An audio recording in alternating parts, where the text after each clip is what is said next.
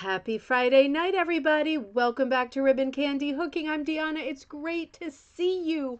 Happy Friday. Happy Friday. And what else? It's gallery night. I mean, isn't it time? We are so overdue with gallery night. I am so sorry it's taken this long. What a gallery night it is, as usual. I have so many pretty things to show tonight. This is the work, if you're joining us new, this is the work of ourselves, our friends, people who have been posting and sending stuff that want to share projects that they are currently working on, projects they finished. We're celebrating each other tonight. We are cheerleaders for each other and saying, hooray, you're doing it. You're doing it. Keep going. I love these nights. I love cocktail night because it's a nice, quiet night. Although I'm not having a drink tonight. Yeah, I'm just not losing weight, right? And I'm not vain. Why aren't I losing weight? I mean, there's so many stupid health things going on right now. I've got a giant glass of water. It's not even Coca-Cola. I could really use a soda. I don't know if it works that way, but we'll see how it goes. I mean, I know the kids have 7 Up and grape soda. Not my favorites, but I will be an animal. I will be an animal on a Friday night. Oh, Pamela, happy cocktail time. Usually don't imbibe, but tonight you're having a white Russian with salted caramel whiskey. Happy Friday to you. I'm going to pause right there at the top of the list and say, Pam, I am so distressed about the fair situation. And I have we talk about, we've seen the Hollyhocks, right? Hollyhocks won last year. So I'm just very confused about what some of these fairs guidelines are, who the powers that be, and all of that stuff. Thank you so much. Yeah, see, soda arrived. Is it Coke or is it Dr. Pepper? Coke. Mm-hmm. Mm-hmm. Oh, I forgot how good Coke is. I got thinking about these fairs a little bit because I will be a judge at the Big E in Springfield again this year. That is the biggest fair in this part of the country. And I'll also be the teacher who's teaching judging. I know how, what's the word, pretentious that sounds, but there's a need for this because we're not talking about apples and apples from year to year, right? And these fairs are a big deal because they're vehicles for people who are coming into the craft. They're opportunities to do outreach and show people the different crafts that we do and the different choices that are out there. It matters a lot that there are projects and great projects at that are present at small fairs, large fairs, gallery shows, library shows, city shows, country shows, everywhere, right? Everywhere. So, yeah, it's worrying when I know that someone does great work and it's not, I don't want to rub it in. Let's not start Friday off on a bad note or a negative note, but I feel like that is an error, and errors usually come down to humans, right? It's usually a human error. And you hope that it's just some kind of a wacky foresight, but it upset me too. So, yeah, the thing about teaching judges how to judge is establishing a standardization, right? A system where you say, these are the things that you're looking for. You're not comparing this person to the other entries, you're comparing them to themselves, right? Um, and then at the end of the day, there are some comparative prizes that are given, right? Because there's some like sometimes money prizes and stuff like that. But there's usually guidelines for those kinds of prizes, just projecting forward, right? Because we will hit fair season later in the summer and then in the fall. And it's great. It's great to, I'm just thinking about specifically fairs, not so much juried art shows and stuff. I feel like so many of these things, and I'm suspicious, cynical, and a super jerk, but I feel like so many of these things are stitched up as insider jobs. And I just hate that. I rally against that. And it is disappointing. Bottoms up, cheers, my dears. It was just bad. It was just bad news, and it was unfair, and it was also, in my mind, incorrect, black and white, incorrect. Ah, Linda B. Oh, Linda. So I have to say, because Linda wrote to me this afternoon and said, "Are you okay?" How many of you felt the insane earthquake today? I know it was New Jersey. It was a 4.8. I was sitting on the couch getting gallery night ready, and the whole house started shaking like it was like a ride at the amusement park that I wouldn't want to take, like really gyrating back and forth very fast, and it went on and on. And my first thought was, It's a truck that must have driven by really fast outside. You know how they go boom, boom, boom, and the whole house shakes? Thought it was that, but then it didn't end. And then my second thought, right on the heels, was, oh no, the neighbor's tree that I'm looking at right now that's going to come down and kill someone, or buttons the dog, or pitter pat the cat, finally fell on the house. But then I thought, and I had time to even get up and go check out where is that? Where's the shaking coming from? But then I thought there was no sound. And then I thought, oh my God, was that an earthquake? Because I've never felt an earthquake before in my life. All those times in San Francisco, never felt an earthquake. And yeah, it was an earthquake. It was a big, for us, it was a big earthquake. And then there was another one, I don't know if they call that aftershock, whatever, at 6 when I was at Joann's Fabric and I didn't feel anything. But the kids didn't feel it down the street. And I was so excited because I was thinking, oh, what a great experience for them to have such a big earthquake. For nothing really bad to have happened, but they didn't even feel it. They're on such a rock solid foundation in that crappy new school that they didn't even have the thrill of having the earthquake. I wonder how. So far as I know, we got a message from the city of New Haven, so the mayor, and he said no known damage or casualties or thank God anything like that, but made for some excitement today. I'll tell you, I was already worried about the eclipse, and then that happened, and I thought, whoa, what's going on? Oh dear, oh dear. Extra happy to be together tonight after today's shaky experiences. It really was so scary. Oh, it was so scary. It was one of those the end of the world moments, immediately just trying to figure it out, and it made no sense. Kaz, happy cocktail night in Wisconsin. It's great to see you. Becky, happy cocktail night in Indiana. Great to see you. My sister and brother-in-law are in New Jersey. Just a bit of a shake in Newfield. Ooh, interesting. It was a really big shake here, and we're quite a ways away because it goes New Jersey, New York, Connecticut. So we're still a ways away. But man, did we feel it. Holy mackerel. Judy, Pam, that sounds delicious. Linda B, I saw that on your news. I hope all is well where you are. Yeah. Really, really odd news, right? We got some stuff to talk about tonight. Kirsten, cheers, my dears. Happy Friday after a crazy week.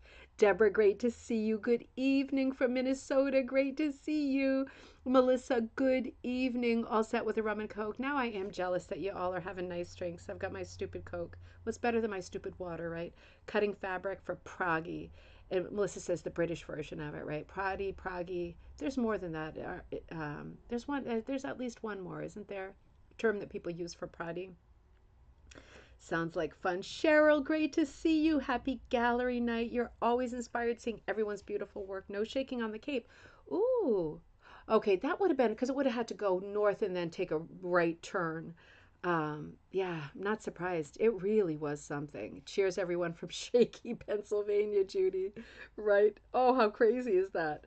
Ryan, I bet you didn't get the shakes down there. Happy, warm and breezy Friday from North Texas. Vodka seltzers outside while the butterflies play. Peace and love to you, too. That sounds like a great Friday night. That sounds pretty perfect. Crazy week indeed. Ms. Nature, calm down. Absolutely, right? Moss Rose, hello from sunny Kansas. Great to see you. Happy Friday. Good afternoon to you, Melanie. Great to see you. And Sharon, hello in sunny Vancouver. Karen, you're logging on from Colorado, Black Forest, Colorado. It's a Friday night, a windy night over there. Oh, happy Friday. And you're logging on. Cheers from windy Florida, but no earthquakes. Yeah, that would be far to travel too. It's funny who felt it and who didn't felt it. Yeah, I'm still shook up, aren't I? I'm all shook up. Nature bound. Happy Friday to all. Hope you're all safe in New Jersey, New York. Looking forward to seeing gallery works, sweats, a hot toddy, and oh, you've got your sweats on and relaxing on the sofa. That sounds perfect. I've got sweats on my bottom half. Super comfy and my slippers on already. Dawn, great to see you. Hello in Southeast Michigan. It was great seeing you the other night for the class as well. We had our first fracture class and it repeats live on Sunday. So I hope you're signed up for that. It was a really fun class.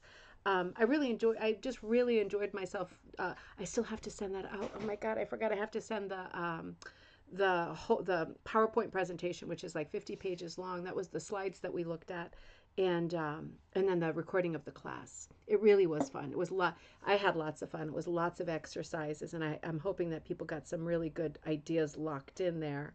And Barbara, great to see you. You're going to try hooking while you watch. Give it a shot. Never done that. It's the perfect thing to do, right? I picture a lot of people hooking and having busy hands out there when we run these shows. Olivia, hello in Ireland. Storm Kathleen is fierce. Oh no. Orange status warning for you tonight. Oh no. Oh, I didn't hear that yet. I'm sorry. There's so much in the local news today. It's crazy. We normally get bigger news than that, but I missed that. I hope that everything, I'm sure everything will be okay. I hope everything is not scary. Pam says, I'm okay now. It happens, but I have such things I will share with you in an email this weekend. Okay, yep, please do. Some good news, a couple of good news items. It was kind of hard for a few hours. Okay. Hopefully everything's okay with you and Tommy, the big stuff. Yeah, I'm telling you, it's like, yeah, there's so much going on. I want to talk about a bunch of things tonight besides looking at our great gallery. I'm so glad to be there with you too for gallery night with your glass of red wine. As soon as the earthquake happened, my mom wrote on Facebook and said, "Did you feel the earthquake, Mom? You didn't feel it, right? You didn't feel it up north, or you felt it a little bit." Man, it was crazy. It was just crazy. I wouldn't want to repeat it. It was, when something unexpected or really scary happens, that like rush of adrenaline that makes you cold and you feel like you're wet, it's like whoosh in a split second. It was one of those when I realized that I couldn't tell what was going on.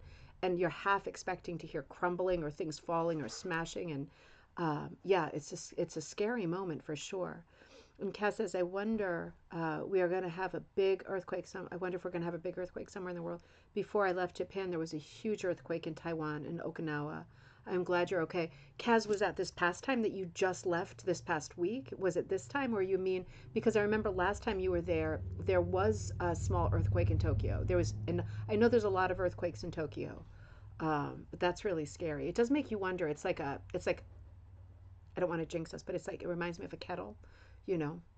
I wonder what happened, like, or what's been happening at Yellowstone in Hawaii, where the really big volcanoes and stuff are. Because isn't it all connected underground? I don't know a lot about geology, I have to admit. But I'm wondering if there's things happening in other places. I'm sure the right people are watching and taking notes. I hope. Joy, great to see you in North Carolina. And Paula in windy California, great to see you. Jessica, there you are. Hello in Chile, Ohio. Gallery night is your favorite. Looking forward to seeing everyone's projects. Me too. Wendy, great to see you. Greetings from crazy weather in Western Pennsylvania. Oh, I bet. I bet. Good to see you, Wendy. Marty, great to see you. A shook at Albany Medical Center. Oh gosh. Was it exciting or was it scary? Oh gosh, the earthquake was crazy. I was sitting in my bed working on my computer. This is my mom, it's more than a king size bed. It's like two doubles put together, I think. Started to sway like an amusement park ride. Crazy. It was, yeah, that's exactly what happened here. Olivia, isn't it 1 a.m. in Ireland? Yes, it is. She's very naughty. She's always up late when we do our evening show. Diane, great to see you in Newfoundland and Labrador. Cold, but no earthquakes. Lisa, great to see you in Pennsylvania. Happy cocktail night. And let's see, especially with the eclipse, right? Oh my gosh, right? Kaz, this time 2 days before, oh my gosh, the day before Karen G left Okinawa. That's right, Karen, you were over there too because you shared something that we're going to look at together tonight. Something I've never heard of that's very, very cool and different. She was lucky to leave before it happened. Oh my gosh, Joy, hello in Florida. Good to see you. I hope your sister's doing well too. Yeah, it's crazy times here. And, I am going to get into the content, but this has been just a wacky, a wacky news day. There's rug hooking news too. Maybe we'll get to that later. We'll see how it goes. It was a bit negative, so I don't want to get too much into it when we start the show. But between the earthquake and the eclipse, I'm telling you, I started researching the eclipse because Kirsten, I love you. You made me super, super nervous about the eclipse. And honestly, I didn't know. My experience, I think, with Eclipse is that episode of The Twilight Zone. Do you remember the one where the woman, it was the guy from Happy Days, the father from Happy Days. Do you remember this? It was a horrible, scary one. He was like a bum or some kind of a vagrant, and he was talked into donating his eyes. And so he did because he owed people money and he was in all kinds of trouble. And he ended up, probably the main star was an older lady. She was probably like a Hollywood royalty, but when I saw it, I didn't know who she was. And the whole point of the episode was that she wanted to get this transplant of eyes and of someone else's eyeballs, and she knew that it would this is awful. She knew that it would only last for like 60 seconds or 30 seconds or something, but she still took this guy's eyes because she was blind and she wanted the experience of seeing. Do you remember this one? And went, spoiler alert, earmuffs if you love Twilight Zone and you don't know this one. This is one of the classics. And of course, when they did the operation, she opened her eyes to see if it was successful. And of course, it was a total solar eclipse, and she didn't see anything. And it was one of those bump, bump, like the donation of the eyeballs was wasted. Do you know the one I mean? Oh, it gives me the shivers thinking about those. My favorite episode of the Twilight Zone. Yeah, it's a good one, isn't it? The one with the pig faces with the inheritance. Oh, so funny. Ryan says calling for possibly hours and hours of traffic in areas of Texas due to the eclipse. Yep, Kirsten said the same thing in Vermont. It has a word, doesn't it? That belt that runs through where the totality of like the timing of the totality or the span is most highest and best in this one band that goes across the country. And I guess people, I'm new to this party here, but I guess people already knew that and already made plans to travel and arrive at certain places so they could be somewhere to watch it. All I managed to do so far is to, Linda H., great to see you. All I managed to do so far is to order the glasses from Amazon, and then I started panicking that they might not be good enough. And like Kirsten said, we might burn our retinas and not see anymore. So I've been very worried about that. And I emailed both the teachers of the kids, and I said, I'm just worried because the school hasn't acknowledged at all that this is happening, and the kids get out of school when it's like for us 3 is like the climax moment, right? Where I would guess it would be the most dangerous. I need to read some more about this whole eclipse thing. But I said, well, you know what? I'm coming to pick them up early, and we're going to have our glasses. And I still have to read to find out if I want to look at it other than through the pinhole thing that Kirsten also told me about, because it makes me very, very nervous. And I posted in our neighborhood group where the men are such jerks and the women are like the Stepford wives.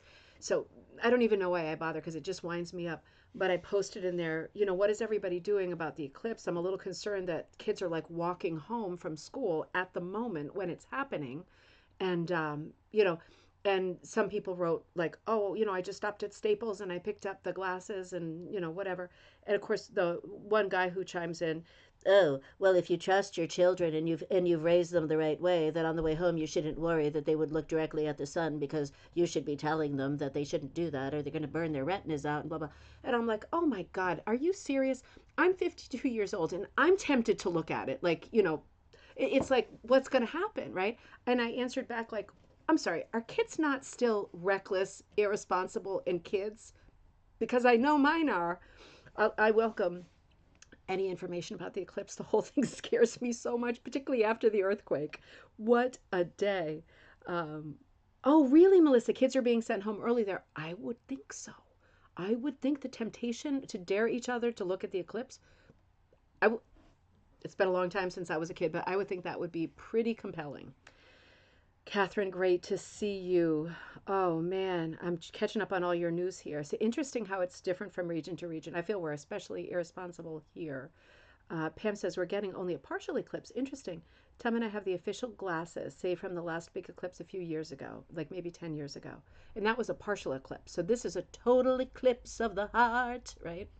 Hopefully not of the heart, but And Jay, I saw the map today of the hotels and the Airbnbs. They're completely booked along the same band as the eclipse. Isn't that funny? We got the glasses today. Very good. The question is, how do you know if the glasses are okay, right? Have you been listening to this whole conversation on the news and stuff too? And I hope you don't have fake glasses. Oh, well, so do I because my eyesight is like at risk. I don't know. I'm thinking maybe it's nice in the living room, just looking from inside outside, not at the sun. I don't know. So we're going to get going on our gallery night because we've got lots to look at. But I want to show you what I'm working on because this is my little project for now. I'm working on the Jocelyn Rose too that I put as the banner for our group. I'm not finished with that by any means. I was just fooling around with the color and I realized I still had the rabbit up for Easter, so I took him down and I put up the Jocelyn Rose. So I'm working on that and I'm not ready to show that yet because I haven't done anything new. But I started working on these little cutting board things because we have a bunch of these at the studio and they're very small, right? So I started working on those and I started thinking it would be good, I think I mentioned this, to do a punch class, right? Because I have a punch class coming up in person, date still to be determined. I have to do the project first. at Madison, right? Because I teach in person there roughly once a month. And the next one's going to be traditional punch. So I'm thinking about using this. Now, I immediately got thinking about what you could put on something this size that we could punch together and then finish the edges together, right? Because it's always like, oh, how should I finish the edges? Well, on something like this, you're turning them back and sewing them. But I thought could be helpful for some people if I turn them back and sew them with the envelope kind of corners so that everything is hidden. And, if I did that on camera, like maybe in a hook along or a video, that could be really helpful, right? So the first thing I did was this, right? This little drawing here because I thought, oh yeah, tulips for spring. And then as soon as I did it, I said to Barbara, um, that's kind of exactly the same pattern that I gave as a free pattern in the fall that's called Autumn Magic. So I thought, nope, let's not do that. And then I thought, oh, let's do something a bit more summery, right? So then I did this. And I thought, oh yeah, that's the one, let's go. And still I could put the year on it or whatever, or initials. And then I thought, no, this would be great for mini punch. But this is tiny, right? This is my hand and this is this thing. Um, it's too detailed, isn't it? It's way too detailed for traditional punch. You get like one loop for much of it. So I was like, no, let's not do that. And then I did this one, which I'm still debating on. I'm looking for votes here or some fresh ideas. And then I did the same basket because obviously this basket, if you took the fracture class, next chance coming up on Sunday, um, I loved this idea of the basket with lots of things growing straight out of it, very sort of compliant flowers, not overlapping at all, just growing straight up. And I thought, oh, this is really nice. I always like a flower with a heart on top of it, right? It's good for all year round. And I thought, ooh, maybe doing it in like a paprika background, like a spicy background with, oh, you like the sun one, Dawn. Well, maybe I could make it simpler. I like that for summer. But did you notice on all of these, I have the little lamb's tongues? That was something we talked about during the fracture ones, with these funny, the early lamb's tongues that are not like smooth sort of big bubbles, like scallops. The little skinny lamb's tongues are more like the pen wipers of the original penny rugs, remember? So I'm loving the idea of putting like really intermittent lamb's tongues. That's another title for a memoir right there, Intermittent Lamb's Tongues. Only we would understand and pick that book up, right? So those are ideas. And then right now, just before the show, I was working on this. And I think I'm probably getting too busy again. But I thought, oh, what about doing something that's like a sampler with little Magdalena kind of a thing and maybe a little bird and scratch out some backgrounds and squeeze in some lamb's tongues. It's busy again, but I think this one is more manageable than the sunflower in its current state of being. Oh my God, Marty, you're right. Be careful with your pets during the eclipse. I didn't even think of that because, of course, they might look at the sun and they're little ding dongs.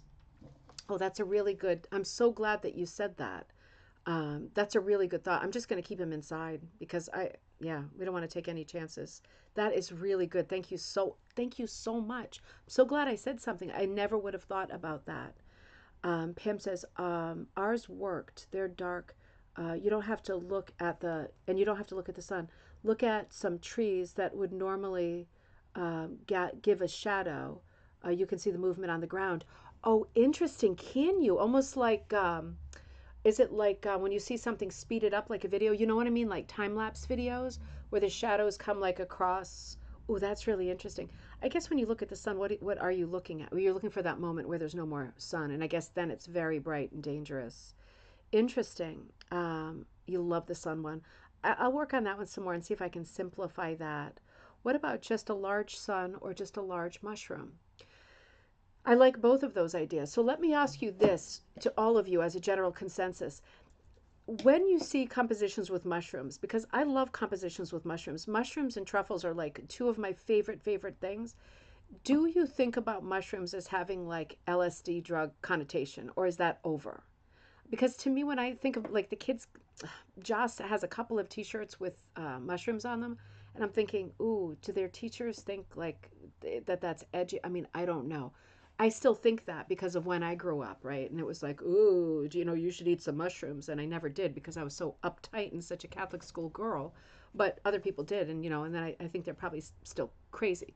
Not everybody, obviously, but in those days when we were kids, not so good.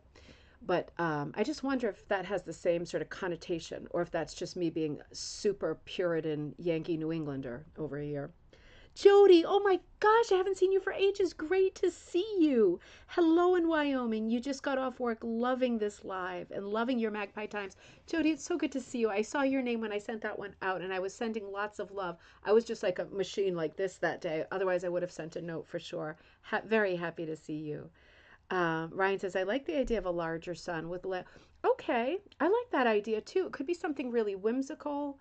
Oh, interesting. Yes, you can watch it move. So the shadows on the ground, that's going to be a thing. Oh gosh, there's going to be some beautiful videos like on social media after the eclipse, aren't there? There's going to be some crazy news too. You know there's going to be crazy news for sure. Paula T, keep pets inside with the shutters closed. When the sun is totally covered, it gets very, oh my gosh, these are crazy things. It gets very cold.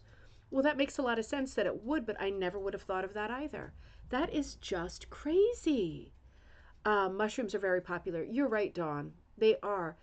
And I wonder if there's a distinction between ones that look like magic mushrooms and ones that look like gnomey, gnome kabouter type mushrooms. I don't know. I mean, I like them all, and I did use mushrooms in the one of my little primitive house ones. Kaz, you got that and did it as mini punch. A bunch of people got that, so I guess it was okay for that. I don't like people thinking I'm doing something naughty. I still have that built in, also from Catholic school. Karen says, when I think of mushrooms, I think of mice taking shelter in the rain. Oh, okay. Well, that put me right off that other thought then. Things have changed. And Cass says, I see mushroom design pillows and towels all over. They're very popular. Yep. All right. So these are good. This is excellent input. This is just what I wanted for my gallery night, right? I'm starting off with me first. Sorry about that. But these are things that I've been kicking around in my head, and this is excellent, excellent input. Don says, I will post my mushroom mini punch in the Facebook group. Oh, that'd be great. That would be great. Well, great. You keep the ideas coming. If you think of more stuff, I like this. I love the idea of the sun. I would never think to do that. See, I think of that kind of motif as 60s, 70s, and it is. So why not do it? Because that's so in right now, isn't it? Just have to think of a good color scheme. That's the thing. But I like that very much. And for a tiny little cutting board like this, I have to figure out what color to spray paint the cutting boards too, so that they're, if we're going to finish stuff live, like in a hook along, or it's just a video I put up. Marty says, what about a pretty cup with a few pansies? That would also be cute. I was thinking of a vessel in a basket. I just have to do what you're suggesting and make it a few pansies. Because as you can see, I overdo everything, and then it becomes logistically impossible to fit it all on something this size. So I like that idea too. I can do a whole bunch. That's the thing. I can do a whole bunch that could be either punched or hooked or mini punched. Easily done. So I'm going to do a whole bunch of designs because I really love these. They're good chunky little boards. And I already bought a bunch of, I don't like neutral colors, but for this, like neutral color spray paints, like I just bought a whole bunch. And I figure I'll use them eventually, like a dove gray and like a stone blue and like a pinky coral, but not too pastel, real understated, Oh, like a sagey green, you know colors you would expect, like shabby chic colors you'd expect to find. You're only seeing a tiny bit of it, right? Because whatever the design ends up being, it's going to really cover. I want it to cover most of it, and then it's ready to hang, right? You just put it on a little nail or something like that. You're good to go. Such a cute thing. Suzanne says, my husband Alden, I love that last name. My husband was down in the cabin of our boat in Portsmouth, Rhode Island when I heard a low honk. Ooh, and felt the vibration, which we assume was from the earthquake. Definitely was. God, I love Portsmouth so much. So much. My aunt lived there for so long on Corey Lane. She died a few years ago, but yeah, loved going there for Christmas, every Christmas. An eclipse pattern. Thank you. That's exactly what it's called. Agree with Karen. Hit or miss, more abstract. Oh, Karen, I missed something. You said something more abstract could be fun. Okay, agree with Karen. Karen, you said when I think, of the mushrooms with the little mouse under it. I like that idea very much. It might be too busy for this. You got me a lot further than I was, I'll tell you that. You crystallized my thoughts. So I really appreciate that. Thank you. I love to brainstorm and get some help. Dawn says, growing up, we had that size board with a slice of Swiss cheese and a mouse on it. Oh, like toll painted on it? That's so cute. You know how expensive these stupid cutting boards are at, not these, right? So a guy is cutting these locally. And I like how thick they are, right? Because I found one at like a decorating store, and it was much more expensive, same exact size. And they said they didn't have any more. And I said, I think I told you this was a while ago. And I said, well, can you find the guy who made them? Because I'd like to buy a whole bunch. And she, super, super unhelpful. So I think Jay ended up finding somebody that could cut a whole bunch, and they're really, really nice. And they weren't expensive. So I figure we could do something with them and have these little finished pieces, and it'd be good exercises for mini punch, traditional punch, but something you can get done in a couple hours easy. So, so that'll be a lot of fun. And we can do lots of different designs. So I love that. I'm excited. I will order a cutting board project from you. And then I'll put the cutting boards up separately in case you have other visions that you want to do. I'll put them up as kits, and then I'll put them up as accessories. So if you have other visions, you can say, I like the designs you did or not, and I want to do my own thing. Also fantastic, right? So, all right. I love those things. If you think of anything else, just let me know. And let's get going. Let me have one sip of Coke, get myself all caffeined up. God, that's good. I still love the cherry Coke and the vanilla Coke, and that I don't know if they make it that orange vanilla Coke. I always think, why don't they make chocolate flavored Coke, like a chocolate bar? Wouldn't that make sense? Chocolate Coke. I mean, wouldn't that? It seems so obvious, but nobody asked me. So, okay, excellent. So let's come in here. Let's come in here. Now, hey, did you notice what was behind me here? This is the thumbnail. So we're going to see this a little bit later in the show. This is Kirsten Gay's design, and Linda Barney hooked this piece behind me. We're going to see this. This is just an excerpt of it, right? Because I've got the green screen behind me. It's not that big. But we're going to see that a little bit later in the show. But this is my backdrop for tonight. Kirsten, love Vale Valley Sun. This is the pattern that this is, and the link to this pattern is in this video tonight. And Linda, I love the way that you hooked it. It's absolutely beautiful. Beautiful. Jay Sams, thank you so much for your generous sharing of your talent. Oh, thank you so much. Because of you and Dion Fitzpatrick, I finally started hooking, and I love you. You guys are making it fun. That is so great to hear. It's supposed to be fun, right? It's supposed to be that's what we're supposed to do. Diane Fitzpatrick, of course, is much better known than I am, and she's in Canada. She's in Amherst, right? That's Nova Scotia, and I'm here in Connecticut. And we both have channels and doing our respective stuff. She's been in it much longer than me, but that's what it's all about, isn't it? Getting content out there, getting people involved, because it was a craft that was crawling around on its hands and knees for a few decades, and finally it's beginning to pop again. I'm so glad that you got going and you're in it, right? And people come and go with all their crafts, don't they? But it's good at least to know what you're doing and to have the confidence to get started, because why not? You're in Nova Scotia too. Isn't that perfect? Isn't that perfect? Well, obviously she's one of my great idols and icons.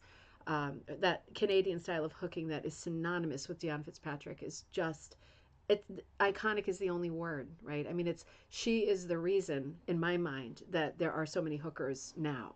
That she brought it back with such power and dedication and such talent. Massive inspiration. Kathy says, hello from New Hampshire. Oh, you lost your power Wednesday a.m. And they're predicting you won't get it. What? You won't get it back until Sunday p.m.? Oh, gosh. At least I got some hooking time in. Oh, Kathy, that's a long time to be living like Little House on the Prairie. Oh, I'm so sorry, but I know you're making the best of it. Do you have a generator? Oh, man. Well, I love this piece, and we're going to look at this very shortly together. We've got so many pretty pieces to look at today.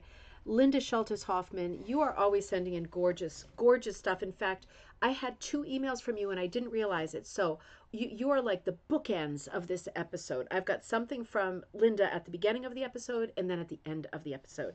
This is the first one we're looking at here. And Linda wrote, I got your book in Magpie Times today. Love them both. And honored that you included my pieces in the book. Oh, of course. I love everything that you do, Linda. You know I do. You know I do. Now, when I'm told I'm not doing it properly, I have a ready reply. Well, it is good to have a ready reply that you can count on in every situation, isn't it? You are doing it right. That's for sure. I've already sent you the gallery night stuff, and I have that at the end, so I reversed it. But just finishing hemming up my Ocotillo, I hope I'm saying that right, Ocotillo cactus rug. So sending a picture anyway, just so you can see what I've been up to. Once again, congratulations on your beautiful, successful new endeavor. Thank you so much. Best to me and the kids. Thank you. Well, you know they're going to come down here and make an ill-timed appearance, I'm sure, both of them. Hopefully with pants on, right? Hopefully. So this is just a gorgeous piece. And you know what? I've never heard of an ocotillo cactus, but I'm in love with it. It's obviously a flowering cactus. It is so pretty. You know, Linda, I don't associate you with doing a white background or a light background. I'm thinking of all your Halloween stuff and your super bright stuff. But when April, good to see you. Happy Friday night. When I'm seeing you working on a light background like this, um, it makes the color so striking, doesn't it? It's very modernist, but it's also very playful. This could be from 1955, but it's not. It's from this week, right? So I mean, this is such an interesting piece because it's so heavily stylized. It's got such personality. It's got great energy. I don't know what it looks like, but I love that the flowers are so big, and I see a little sort of gecko or some kind of little lizard on the cactus, and I see a little hummingbird coming to one of the flowers. I think that's a little hummingbird, maybe a regular bird. He looks like a little guy, but it really is pretty. And what I really love about it, as usual, I love your colors, and you are doing something with a limited color palette. But man, you have nailed it. You have hit a home run color wise with this. It's very hard to not see red and green as Christmas colors, and I don't see this as Christmas colors, right? I don't at all. I'm looking at it sort of academically because that's what we do tonight, but it absolutely is a cactus. The colors are spot on. That really, really bright tomato color is powerful and strong, and I love that the green is a cool green. It's an absolutely beautiful piece. It looks like a large piece for you. Really different. And Ryan said the cacti are so cute. I love the exaggerated shapes and the little bird for scale. Yep, me too, because it looks like a monstrous thing, doesn't it? White was a smart background for the color. It pops. It absolutely does. And because you have the light background, you were able to play with the two colors of green. Oh, I think I'm noticing that you did the little, now what are those things called? The prickles, the needles on the cactus, you know what I mean? Those things that stab you. It looks like those are done three-dimensional. Highly recommend. Oh, thank you, April. It was a lot of fun, the Fractor class. Oh, I really enjoyed it. I hope a lot of people log on for this coming Sunday too. And Ryan says, I almost missed the little lizard too, right? Oh, he's working his way up, right? He has to dodge. He's playing a video game of his own right there, trying to dodge all those little spikes. But it does look like the spikes are three-dimensional, and it really creates a lot of interest. It is a stunning piece. It's graphically super, super sharp, and it does have a vintage feel to it, which I really love. I love how it's, I don't know what you if you say the arms of the cactus or the fingers of the I'm not sure what the language is because we don't have cactuses or cacti. I'm sorry, don't even know the plural form in New England. But I love the movement of this because it's filled with energy. It's very bright. It's very cheerful. It's very different. You did a really, really nice job. And to be continued, Linda, because like I said, I have something else of yours coming up at the end of the episode. Kaz, I love this piece too. I'm so glad. I know a lot of you sent gallery pieces quite a while back, and you know I've had a lot of doctor's appointments and a lot of stupidness coming and going, and I postponed. Oh, first character is here. You coming to say hello? Here she comes. You're gonna sit down for a second and join us. It's green, so it ain't gonna show up on the green screen, is Look it? at that. Happy Friday. You didn't feel the earthquake at school, did you? Oh boy, we got like a Russian nesting doll of living things sitting on one chair. Go get your felted cat. You see in your the buddies. car. Oh no, she's been working on her needle felting again, like three-dimensional needle felting. She did an adorable cat's head, didn't you? Mhm. And then I went to Joanne's fabric right now because I was trying to get you. She broke her only needle, and I was trying to get her that clover one that has many needles in it. You know, they didn't have it. This Joanne's doesn't have anything. It's such a garbage pit. No, Get him off the off the table. computer. Get him off the computer, and you get off my lap. Off she goes. Off she goes. 30 seconds. 30 seconds is the limit. And now there's dog prints on my paperwork. Okay, I love you. Come back and visit later. Wait. All right. All right. Cactus needles. Okay, Rita, thank you. You see all the people saying hi to you? You're a Hi, superstar. dear. Buttons wants to say hi again. Oh no, he's all good. He's all good on the floor. Kaz, you sent this a while back. I was glad that I caught it with my net because this is such a great piece. That's what I'm making. No, I don't want to hear about it. Okay, very nice. slime. No, no, no. It's Kaz wrote and said, "Hi, Deanna. The interview with Robin." So this is how old this is. I'm really glad I found this, Kaz, because you sent this perfectly on time. I just postponed gallery night.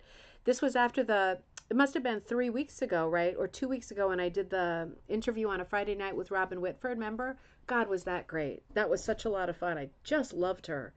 The interview with Robin last night was so wonderful. I'm glad that you invited her. Also, I love the first issue of Magpie Times. The photos are beautiful and the articles are informative and different from other magazines. Thank you for noticing. Thank you. That's exactly what I want is a magazine that is all fiber art but different angles and good solid reading too. I'm glad I received it before I left. That's great. Here are, or before you leave, this was in the past. Here are the photos of the project from Rebecca Martin's. Oh, of course, my buddy Rebecca of Storyteller World, Rebecca Martin's Zoom class, which was a part of the In the Studio online week this February. This is a piece with different techniques such as punching, hooking, quillies, and basket weave. Check out the basket weave. We made the outside fabric and stitched over a plastic zipper pouch. Oh, I know those plastic zipper pouches because she's given me a bunch of those and I just love them. It was a super fun class. Now, as far as the zipper pouches go, right, just so we're all on the same page, I know a lot of you don't like to order stuff from abroad, and I'm sure they're on Amazon too, but I know that she got those zipper pouches on Temu because after she gave me mine, I ordered a bunch too. They're also on Amazon. They're just a lot more, and it's the same product. But they're three different sizes they look like mesh, but they don't have a texture, and they're like $1 each. They're plastic, but they're very long wearing and they have different color zippers so you can stay organized. So it sounds like this project was built over that particular zip up thing. So this is what the front looks like, and just in keeping with how talented and great Rebecca is, right? She's both Pearl McGowan certified and Amy Oxford Punch certified. So she's got lots of technical tricks up her sleeve, and she is so good. So the basket weave in the top left, some straight up hooking I'm seeing, and lots of quillies set in. So this is functioning like a sampler. I see some three-dimensional beading and stuff added in between the quilly. It's so pretty. It's so pretty. Jay Sams, I love how you interact with your kids. Oh, thanks. I try so hard not to say, harsh things, particularly on camera. But sometimes they push me. Not tonight. She's fine. She's looking for some attention, I guess. Kaz, this is just gorgeous. It's just gorgeous. I love the colors that you chose too. Kaz, did Rebecca give you these colors, or do you choose your own colors and then you go for it?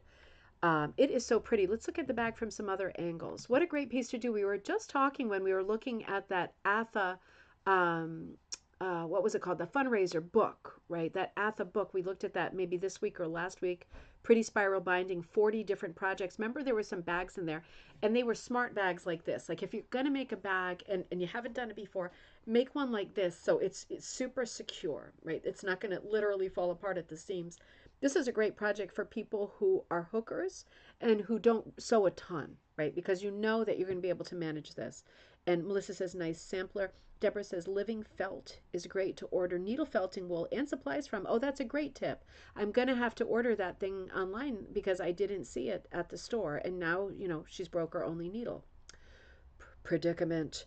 Rebecca had two choices. Oh, interesting. Pink and purple. So it was mostly a pink, like the front was mostly pink or it was mostly purple. I like this one. It was kind of the pink with kind of the army greens and a nice mix of neutrals and pretty spring colors. And there is exactly the bag that I was thinking on the inside. So this wraps around it. And I'm guessing you stitched to the cloth edges of the zipper or thereabouts. Maybe right onto the edge of the plastic bag because it's all in one, right? It doesn't pop out again or else it'd be sliding out all the time, wouldn't it? What a beautiful project. She's such a whiz. Cat, beautiful project, Kaz. I absolutely loved it. Kathy, you're still there, right? You're still there, hopefully. Sitting hooking with no power. Oh my God.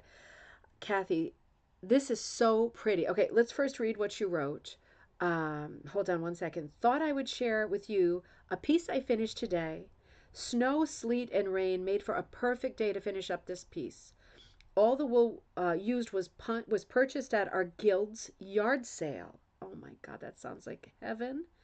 We all went home with big bags of treasures. Oh, I'm jealous. That gave me stomach cramps. I want to come to the yard sale. The piece was hooked in a number 5, and the pattern is from Wool Junction. So beautiful.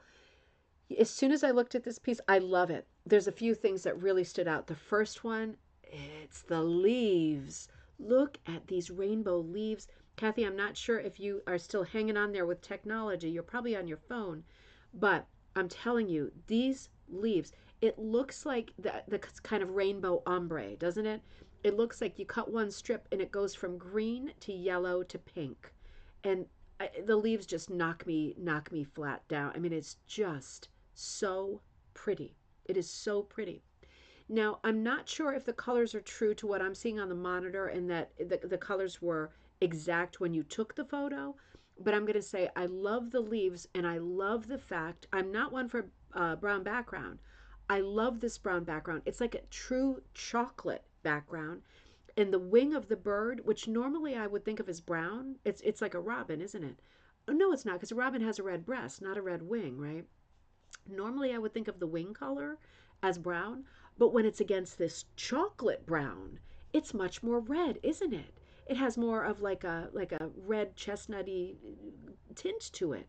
It is so much more auburn and pretty, isn't it?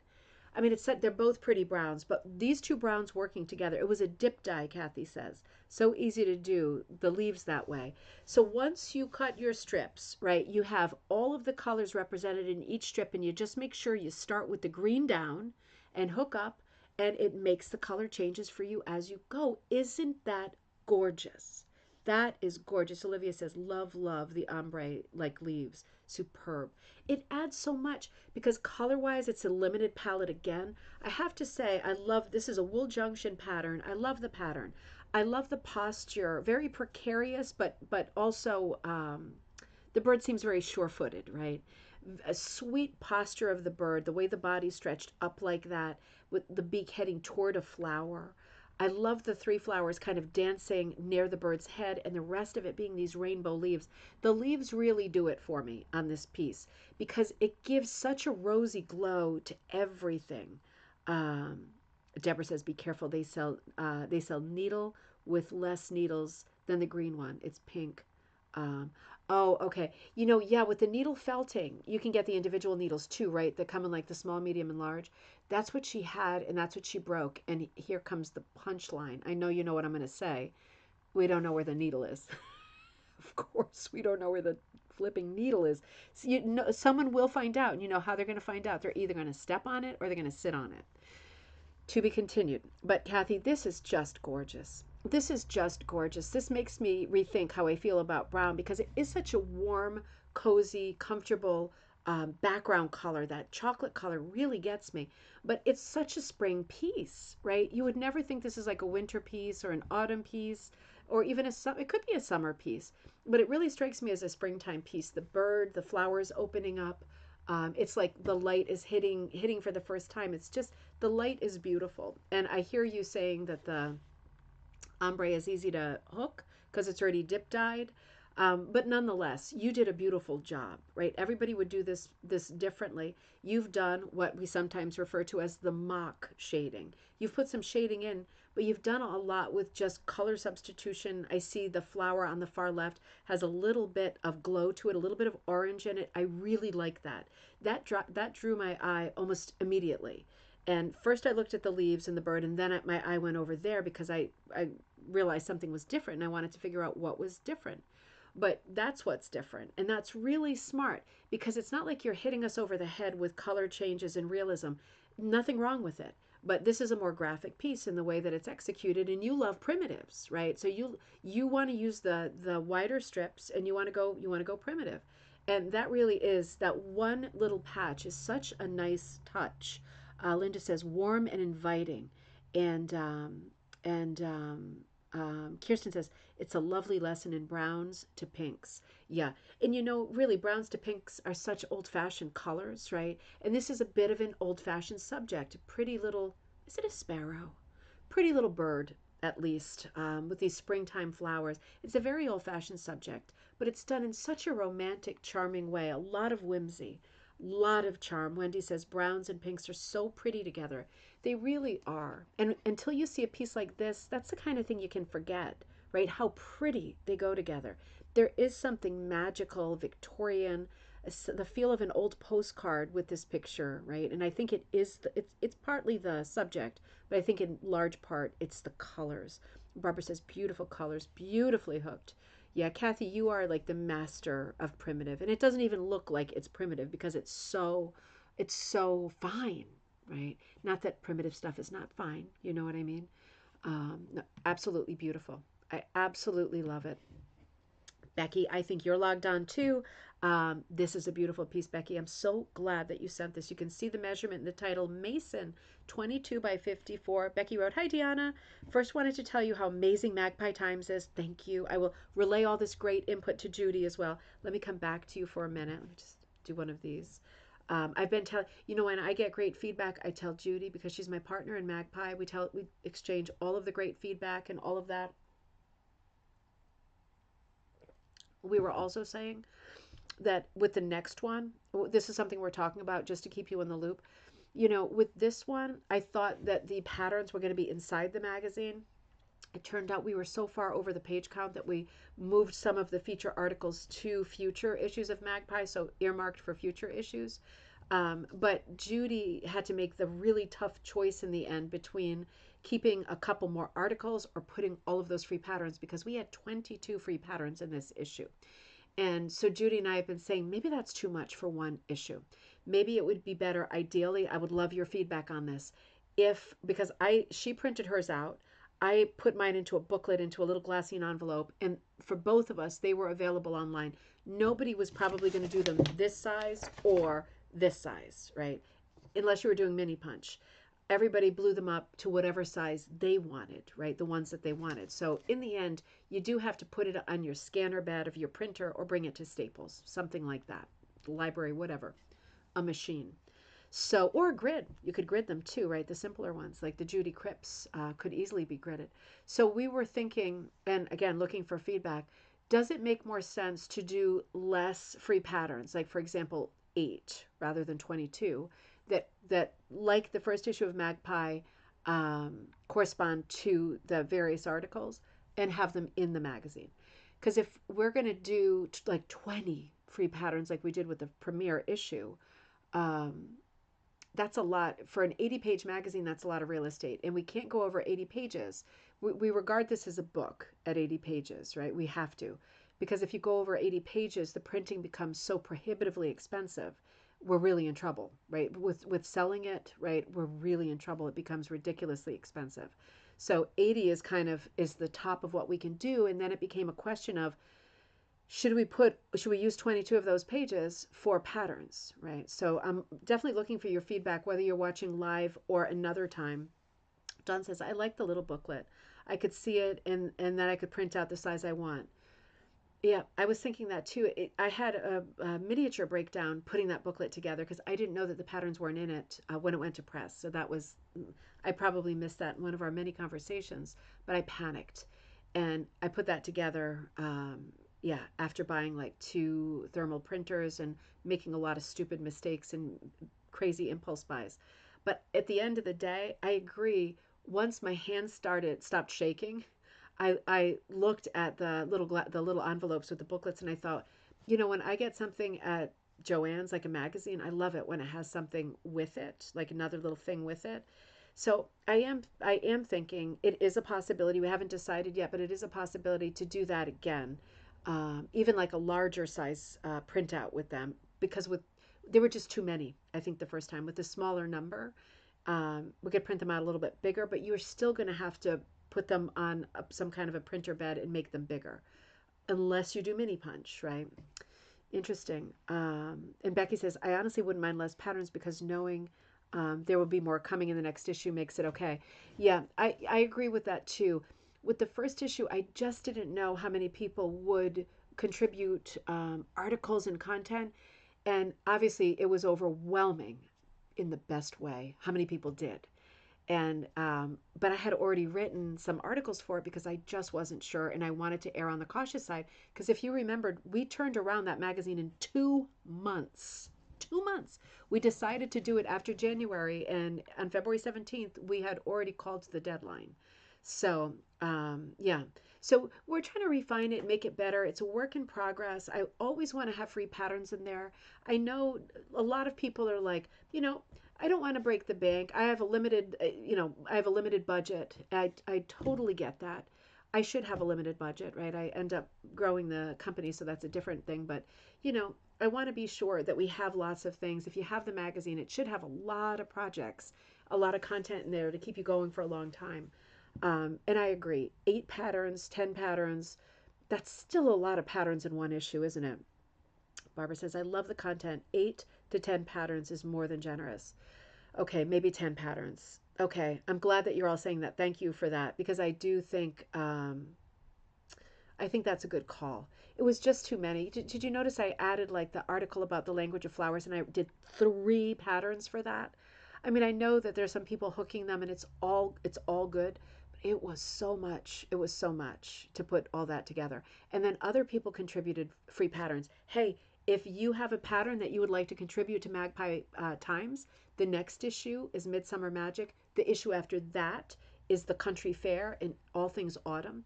If you're thinking, well, I do a lot of pattern designing and I would love to give a pattern that other people could hook, right? The point is to put some content in there, free patterns that people can hook for free, right? If you have something you think, oh, I love to have other people contributing. We had a lot of different people contributing free patterns to this first one because it shouldn't be me, and more me, should it? I mean, it really shouldn't.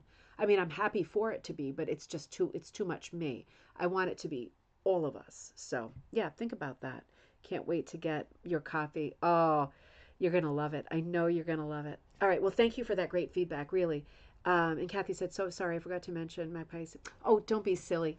I thought it was a great first issue. And I think it'll, if anything, just get better and better.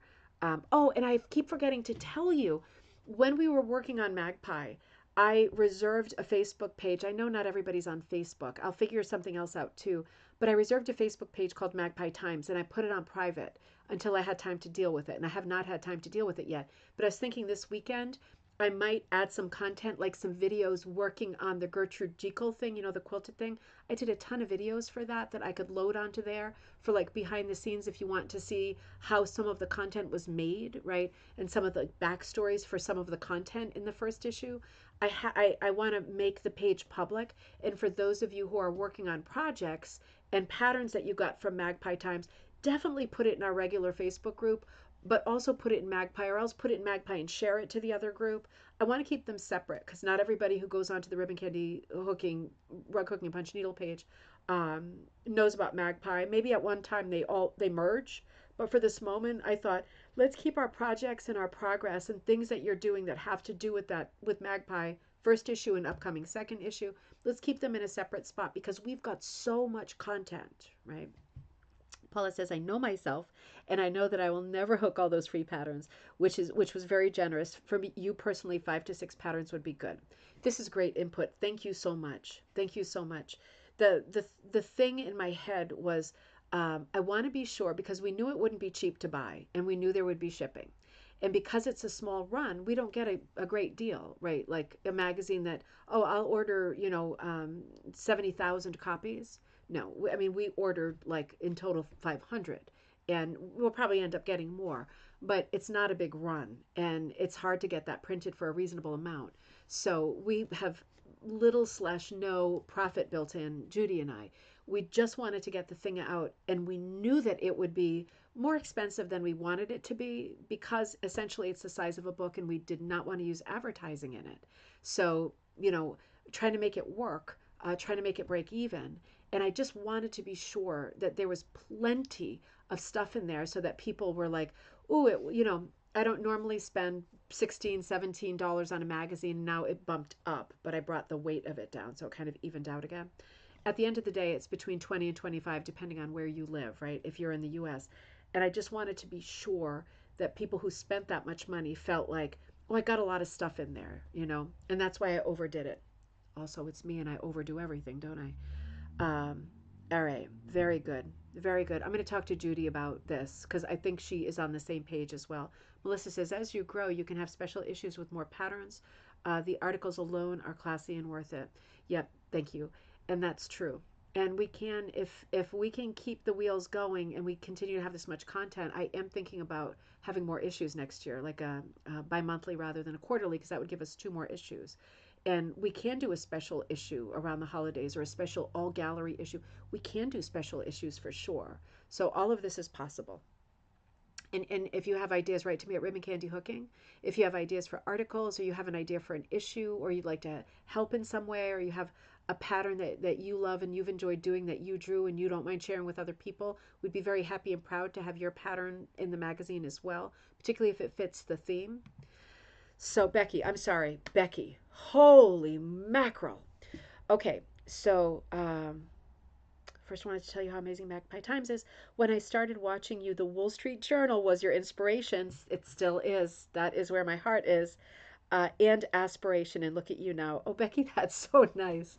That's so nice. We talked together about the Wall Street Journal so many times on so many shows, right? And you knew, even at the beginning, I bet, that I had it. It was like a what's it called when you're pregnant? A sparkle in your eye or something like that. It was a sparkle in my eye the first time I opened the cover of the Wall Street Journal, and I thought, this is what we need, something on a regular basis that has a little bit of everybody in it, and it's casual, and it's silly, and it's cozy, and it's fun, and it's, has charm. Yeah, we got there in the end, but obviously I couldn't have done it without everybody else pitching in, that's for sure. And you wrote, my question is, and I want you to be completely honest with me. Uh-oh. Okay, wait a minute. Wait a minute. I never read these before we go live. I want you to be completely honest with me. Not sure if it's just my insecurity, but I'm noticing so many beautiful and original designs posted. I'm so jealous. I haven't branched into trying any of my own designs except a couple small ones. To be very honest, I really love doing patterns already made and designed and figuring colors, small adjustments, or whatever at this time. That's what I'm doing. I have 5 US UFOs on my ironing board waiting to be finished. LOL. My question, is it okay for me to send finished patterns possibly designed by other people or places on Facebook groups to you? I don't want to bring up. Okay. Two things. There's two. This is like actually it's a hydra with many heads, but let's do the two main things here. It is always okay to post other people's stuff. I love seeing other people's stuff. I buy other people's stuff for a rainy day. I love seeing other people's stuff. In our Facebook group, very specifically, particularly now without Madcap Monday, it is same as always. You post what you're working on. I don't expect it to be my stuff. I don't expect it to. And I do expect that if you know it, you'll say who the designer is because other people might want to buy it too. What I want to discourage is people using the page that is put out by my brand, right? Because it's my time, Kirsten's time, right? The admin's time. Um, I want to discourage using the page as a vehicle for other brands. We've been seeing way too much of that lately, and that's what I want to discourage. So, in other words, if you're saying, I'm doing this great pattern and it's like a Michelle Palmer pattern or a Dion Fitzpatrick pattern, that's great. I might buy it myself, right? But if you're going on there and saying, hi, I'm um, uh, Nancy Doodlesmith, and I'm being careful to make up names that are nothing like anybody's names. I'm Nancy Doodlesmith, and these are my patterns, and hashtag subscribe to my channel. And also, I'm included in all of these shows, and watch me here, and here's 5 more links.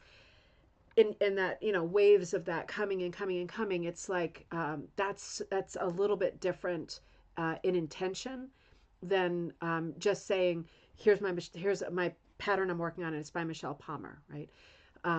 So there is a distinction. It's hard to articulate, and I hate to sound like a Scrooge with this stuff because I love other brands and I love competition. Without competition, if I was the only one, we wouldn't have a craft anymore. I couldn't do this by myself. I couldn't do this in a vacuum. Art isn't supposed to work in a vacuum. I don't want to separate myself from other artists and other brands, right? I don't want to. My feeling is always like, let's see everything. Let's see everything. It's just the selling, promoting, and steering on the Facebook page to other brands, right? Sometimes it happens because it's like, oh, I love that. Where'd you get that? I got it in Michelle Palmer's Etsy store. Perfect. That's exactly how you attribute it. To then add like 10 videos, which nobody has done. Michelle Palmer's always super appropriate, and I've included her in my books. But to then add a bunch of videos and all that, pushing it. Or if somebody writes a question and, oh, how do you finish the edges of a rug or something? And, somebody will say, oh, Deanna has a lot of videos about that on ribbon candy hooking. Thank you. But then someone else will, start posting their own videos and post 20 of them different. So it's just everybody always do your best to attribute stuff and know that I don't expect you to be hooking my stuff. If you are because you love it, great. If you're not, I love what you're hooking. I love what you're hooking. So don't worry about that. I'm more watching other brand leaders on the page because I feel that there has been some massive sort of imposition style stepping on toes, and I don't do that in return. And respect works both ways. I have a suffer no fools attitude with stuff like this. So if you've heard through the grapevine, I have been getting edgy. But I hope that I'm very, very fair, and I think I'm still the only brand who allows other people to advertise all over the page, and you should, right? Not advertise, but show stuff from other people. So Becky, always, always, always, always, whatever you're working on, I want to see it. And whoever's it is, maybe you'll introduce me to another brand that I don't know yet. I might love that person. And not only that, that person might be my new best friend, right? Like Robin Whitford, right? How many people who I talk about constantly are, I guess, officially competition, but they're also my closest friends, right? So that is always okay, always okay. And as far as what you said about not wanting to do your own patterns, that is absolutely your prerogative. I love eating food, but I don't like making it.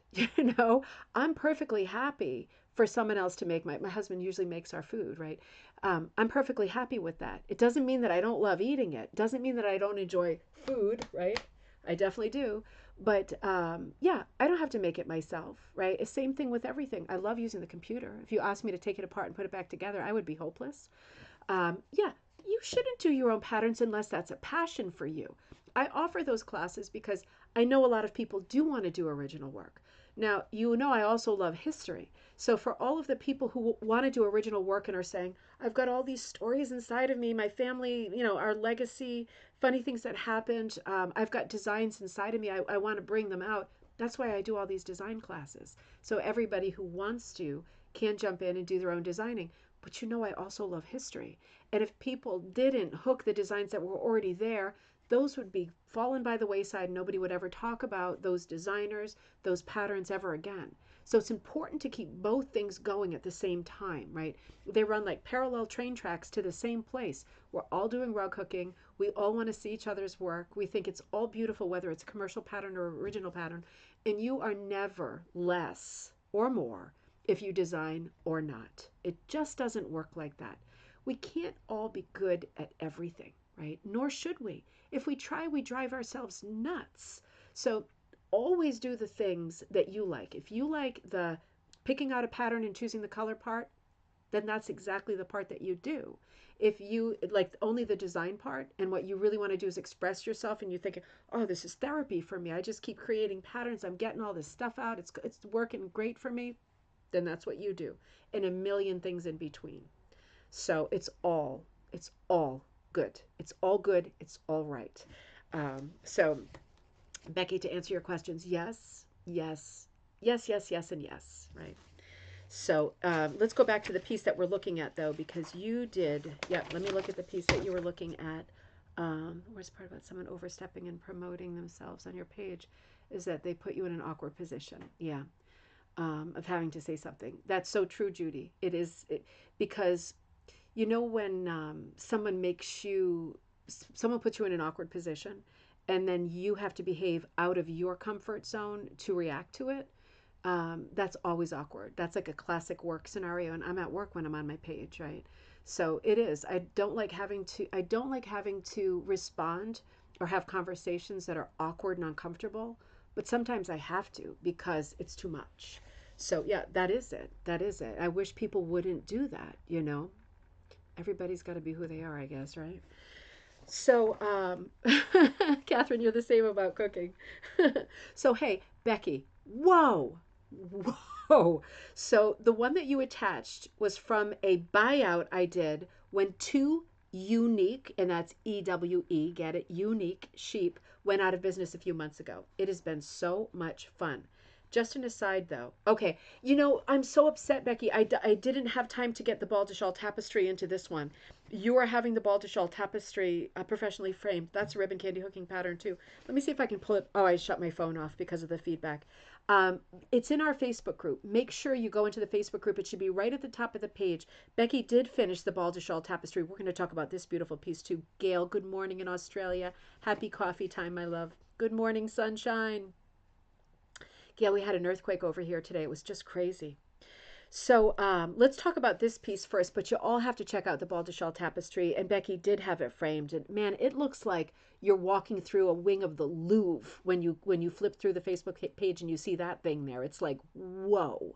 It's absolutely crazy. I would love to hook myself a Claire Murray. Absolutely. You know, sometimes, Melissa, isn't it true? Hooking a specific person is like, I guess it's the rug maker's version of carrying a specific suitcase, like a Louis Vuitton, or wearing something specific, right? Because chances are we're not fashion people, and chances are, like, it comes out in a different way. Like, oh, I would love to hook a Claire Murray. I've got a bunch of hers that I haven't had time to do. I have some red clover that Amy Oxford drew me herself that were like not made anymore. I have some George Wells. This is the kind of name dropping that we do as rug makers, right? And you do. I have some Sharon Smith. There are some that I just love that I have that are on deck. And I have lots of them. I have some old tattered flag. I have any brand that you name. I have a pattern of theirs that I love, and that I'm just waiting to do rainy day, whatever. But love, right? So yeah, let's come back over here. So Bal de Châle tapestry, to be continued on that. But man, this is amazing. So this is one of the patterns you got when Two Unique Sheep went out of business a few months ago.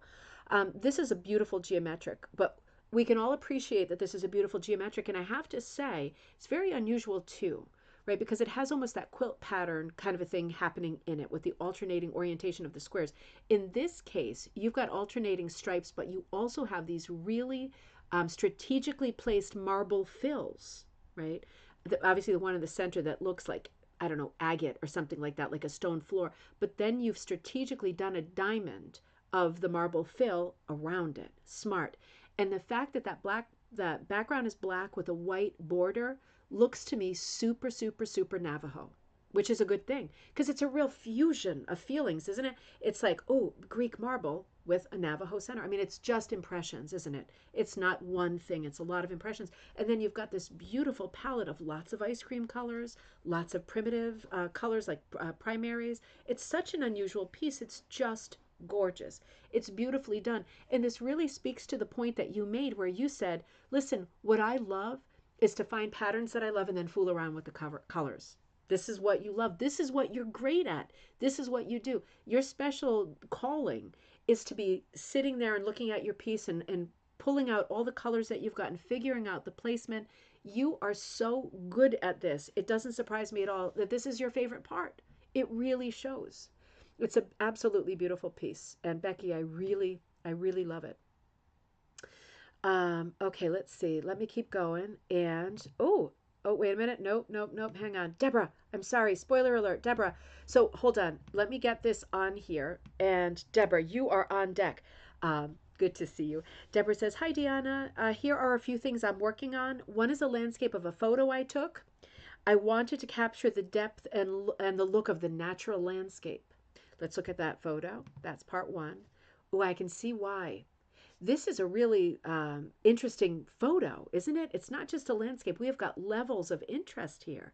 You have a very good eye to realize that soft top, like the trees almost look clipped on the top, right? It has a weird kind of brushy finish to the skyline, right, where the trees end and the sky begins. And then that rusty belt going through the center, a little suggestion of a road. Very unusual. You wrote, I like the way the whip stitch looks. Okay, so let me show you. Let's go a step further. This was the inspiration. And let's see. There we go. You've got all the major elements there. You've got all the levels of interest, and you kept that rusty belt going through. That is just beautiful. It's a great abstracted view. You've took out the major colors, the feel of it, right? The color palette was the feel of it. You've kept that feel. It's such a strong, peaceful composition, right? It's very, very well done. You've done very well. It looks like you've worked on the top with wool. It looks like wool strips that are quite wide, but then in other places down below, I'm seeing that you used yarn. So you've got a nice mixture of materials going, and it just looks gorgeous. You said, I like the way the whip stitch looks with the edge of the landscape. Oh, wait a minute. Let me go further. Okay. Oh, wait a minute. You like, did I, Deborah, did I miss something? Did I miss? Oh, no, you're whipping the far left. I'm sorry. Right there. You're whipping the far left. I like the way the whip stitch looks with the edge of the landscape. It is really bold, right? It's like a proper frame on something. I like the way that looks too. It's very good contrast. Very good. It's very stark against the colors you chose. You've got a lot of neutrals going in this piece. You've got that very cool blue in the sky. You've got that very warm rust running through the middle, and you've got that maverick patch of yellow, right? That's like a look at me over here. Very, very unusual. It's nice to have a good, tidy, dark border, very simple border to frame this up. You wrote kind of organic and not so straight. Second, okay, I think it looks beautiful. I can't wait to see it completely finished. You are on a roll. This is your second piece. You know what? Let me unlock this and flip this. I'm sorry. I have the orientation wrong. Hold on just a second. Let me transform. There we go. We'll look at it the same way that you look at it when you're working on it, I think. Oh, I'm sorry. I wanted to do this. So you said second, my first tulip piece. My line work was done by needle felting wool yarn to my primitive linen background. You're kidding me. Good for you. You needle felted. Did you? Deborah, you needle felted the outline onto your linen background. Deborah, that is how clever. That really is. That is really clever.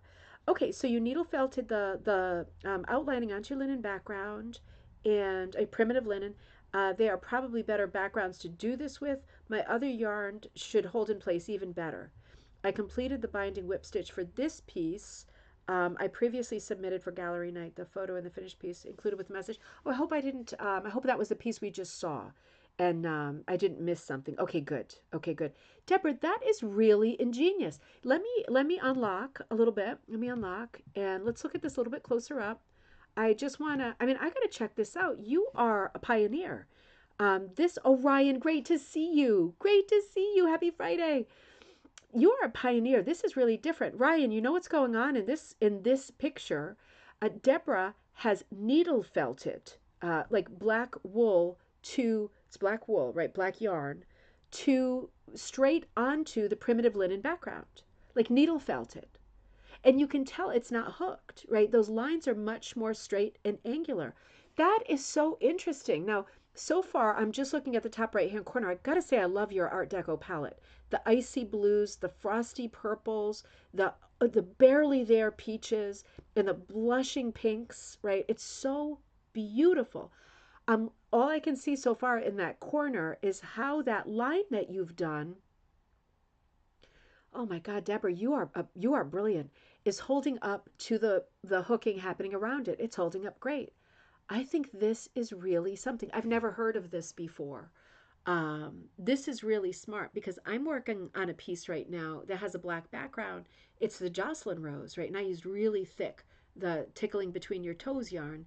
And man, it's hard because when you outline it and then you hook near it, it's so hairy and roving like that it wants to come out and fly all over everything and get caught, and it's a real pain in the butt.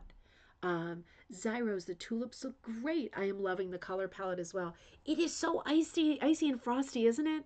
You can almost see like a woman with a very severe bob walking by and very red lipstick, right? Super deco feeling. Deborah, you're doing a great job. These are beautiful pieces. You are growing so, your pieces were always great right out of the gate. That Vogue piece, all of your early pieces were great. You are really growing and evolving, and the way you're mixing up materials and techniques is really impressive. I feel like you're miles ahead of me in terms of your experimentation and all these different directions that you're going. You are really killing it. I can't wait to see the bloom. This bloom, it is really lovely already. It really is, Kirsten. It's just gorgeous. Absolutely beautiful, Deborah. Mandy, you sent some pieces in. I don't think we looked at these yet, so I had to put them in. I felt so bad because it was a while ago. I think I missed putting these in for the last gallery night. Mandy said, "Hi, Deanna. I understand you're looking for." Oh, she sent me a hook. Remember, I was looking for that giant, giant, giant hook. Mandy sent me a hook from Canada that it's enormous. I'll do a video with it and show you. It is the craziest thing in the world. It is hard to use, I have to say. I'm gonna just do stuff with burlap and see um, if I can make it work better. Man, it is. It's kind of what I thought. It is hard to use, but I love having it. I love that I have it. It's driving me crazy that I couldn't get my hands on one. So Mandy went and sent me one of those hooks. Um, and you wrote, I'm also including a photo of the Maud Lewis piece I did recently. The Art Gallery of Nova Scotia puts them out. Oh, how nice is that? They put out the hooked. I'm not sure if Mandy's on, but they put out the hooked Maud Lewis stuff because they have so many, both at that museum and the Art Museum in Toronto, have like the lion's share of the Maud Lewises. It's nice to think with that heritage, right, that culture of hooking, that they would put these out too. The other hook and photos. Okay, so we're talking about hooks, but this is just a beautiful piece. I recognize this one. I think this is called, help me out here, something like it's a schoolhouse at Oakveen, Oakdale, Oakwood, Oak. Uh, I can't remember, but it's a classic Maud Lewis. And I remember it's one that the painting shows, there's more than one version of it, but big confusion of the seasons. In this one, it's a bit more stable. Like we're seeing autumn trees and a bit of a summer landscape, but it's not as confusing, I think, as the actual paintings. It has all the charm of a Maud Lewis, a little bit more artistry with the shadowing on the houses, not just the red one, but the yellow one in the background, slight color changes. Very complicated piece. I really, really, I'm loving it. I'm really loving it. Really unusual. I'm looking at the boy on the far left and how his trousers disappear into the background. I'm wondering if that's a color thing because of my green screen, or if the painting is like that and it was intentional because it is a bit mysterious. I quite brings up questions. I quite like it. It's like that Dr. Seuss with the green pants and nobody in them. Absolutely beautiful. Mandy, this is a gorgeous piece. Mandy is also Canadian. She only hooks with yarn. God, I'm not making good progress tonight, am I? She only work. Oh, here we go. Here we go. What does it say? Oak Dean School, and this is 3H Designs, 2014, AGNS, 3H Designs. So there we are. If you're interested in this one, you can look this up. They maybe are still there. That'd be good, right? What a beautiful piece that is. That is just gorgeous. That is just gorgeous. Um, oh, Mandy sent this piece too, and I don't see anything written about this, but this is one that was in that email, so I put this out too. Yeah, I don't see anything about this, but this is just gorgeous. This has a great architectural feel, doesn't it? It looks like one of those things you would expect to look up and see on a very grand house that has like a light fixture coming down from the center. You know what I mean? The plastic moldings that you often see on ceilings. They are this kind of ornate, but they don't have color. They typically don't have color unless you've got a painted ceiling. But it's very nice to see something with these lines done in color. It looks like she's just finishing it at about 5 o'clock down at the bottom. You see that? And you see she does perfect work with yarn. Mandy did the header with the magpie for the table of contents in the first Magpie Times, and she's going to be doing this one too. I just drew it the other day, and I'll keep it a surprise for now. But you'll notice when you see her work, hooking with yarn, really beautiful, very fine, great shadows and shading, just absolutely beautifully done. Thank you, Mandy. Those are gorgeous. Julie, you sent something so fun into. You wrote, "Hello, I'd like to submit my piece for gallery night. The details of my rug are below. The name is Harvey." Oh, Harvey, how cute are you? 30 by 51. You did this in 2015. This is an original design. So this is by you, Julie Hassler. This is just gorgeous. Picture of our beloved dog, Harvey, in a field of flowers. The materials are fancy yarn, recycled wool blankets, hand cut, dyed, and over dyed with Kool-Aid. Oh my God, you're kidding. You're kidding. Hand cut, dyed, and over dyed with Kool-Aid. Now that is fantastic. Now I just put the video out on Easter Sunday, dyeing with those pause pellets, right? The pause pellets, Kool-Aid. I'm thinking Kool-Aid is a lot stronger and more vivid. This is just beautiful. Great bonus, right, to using food dyes is that they're not toxic and you don't need designated pots and pans. Julie, this is so pretty. There's so much that's great and cheerful and happy.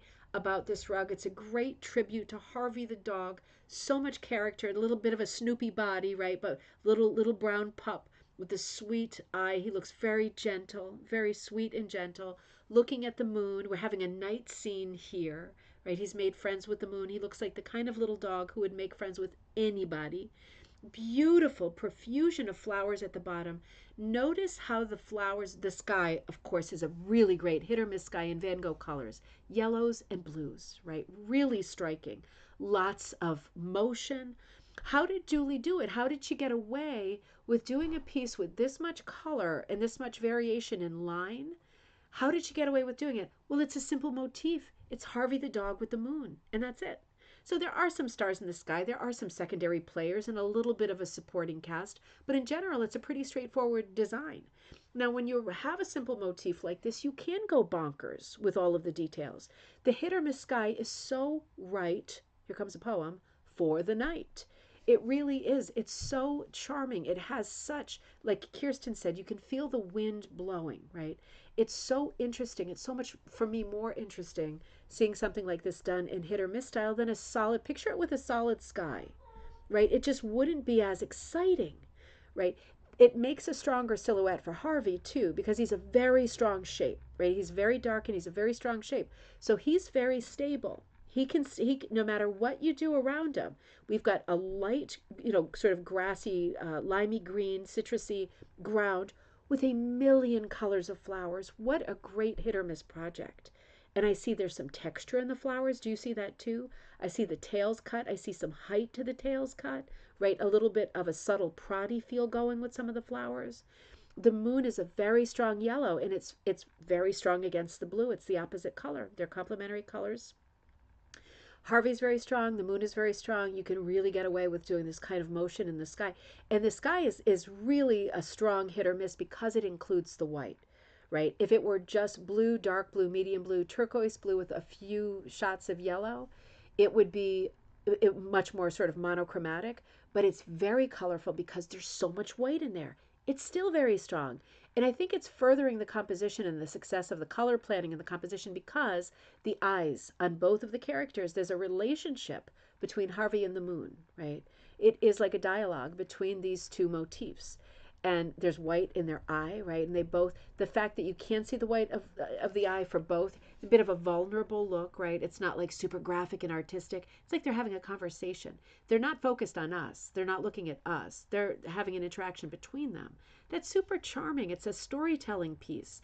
Being able to do this much of a blast in the sky and this much of a completely separate blast in the ground is really spectacular. This is such a successful rug. It is, like Linda says, fun, happy, colorful. Barbara says, love Harvey. Wildflowers are beautiful. It's a home run. It's just a gorgeous piece. Hard not to smile looking at this beautiful peach piece. That is so true. The Van Gogh sky. Karen says, it's just gorgeous. It's just gorgeous. I'm wondering if there's a second. Oh, no, wait a minute. I want to hold on that. Hold on that. Hang on. I'm going to come back there. I just want to say, Julie, thank you so much for sending that. That is such an extraordinary piece. I'm so glad you sent that. I hope you'll send some other things to us. We all loved it so much, as you can tell. It was a real inspiration piece, and it's so important to think about ways that we can use our hit or miss stuff and use our stuff up, right? Doesn't it feel great when you use your old stuff and there's like, even if it's like 0.001% of the crap that is like, you're buried alive in, it's something. It's progress, right? It's great to be able to use up all the scrappy pappies. Veronica says, I love the moon and the dog. It's like they're talking to each other. It is. It's such a sweet piece. It's absolutely beautiful. Now, Karen, you sent something interesting. Let me just wet my whistle.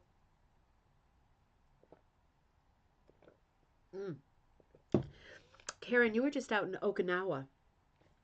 And you sent something really interesting. We were chatting about this on Facebook. You said, here's the photos of the brochure about the traditional Okinawan fabric called, I'm probably going to say this wrong, bashufu. I almost said banoffee, right? What a ding dong. Isn't banoffee banana and toffee cake? This is bashofu, made from a specific kind of, I'm going to hold on that and see if you can guess. And I'm going to show you in the next slide. Karen was kind enough to bring this brochure. She was telling me about it. I said, why don't you photograph the pages so we can look at it together in gallery night? So that's what I want to do. So as we look at these pictures, see if you can guess. This fiber is made out of a food product. See if you can guess, or maybe you know. Kaz is going to know for sure. It's a very high texture fiber, very rigid. These are some beautiful, this is looking at the brochure, opening up the brochure from beginning to end, looking at what this fiber looks like. Okara. Nope. Nope. Um, I, I don't know okara, but I'm thinking okra, but maybe you do mean okara, and I don't know what it is. I guess I'm not as, here's a good picture. Here's a good picture.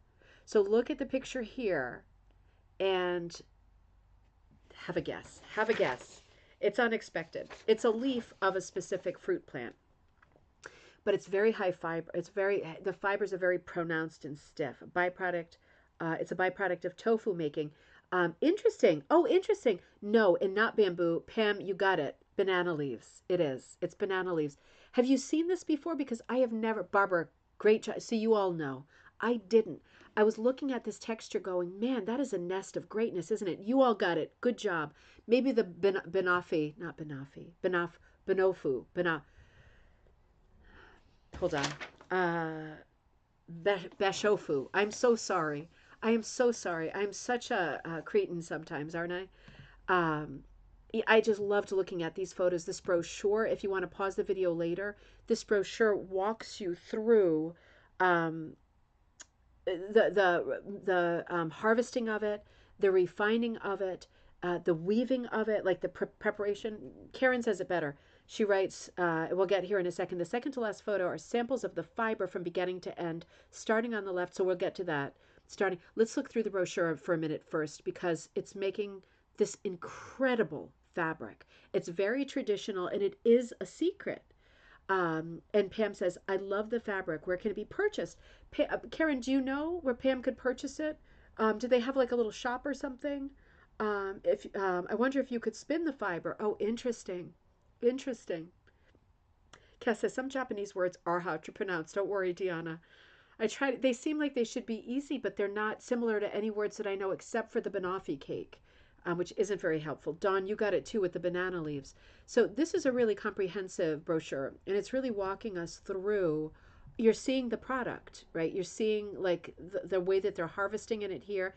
This brochure is in English. So again, you could pause on this later if you really want to know more about this or look it up.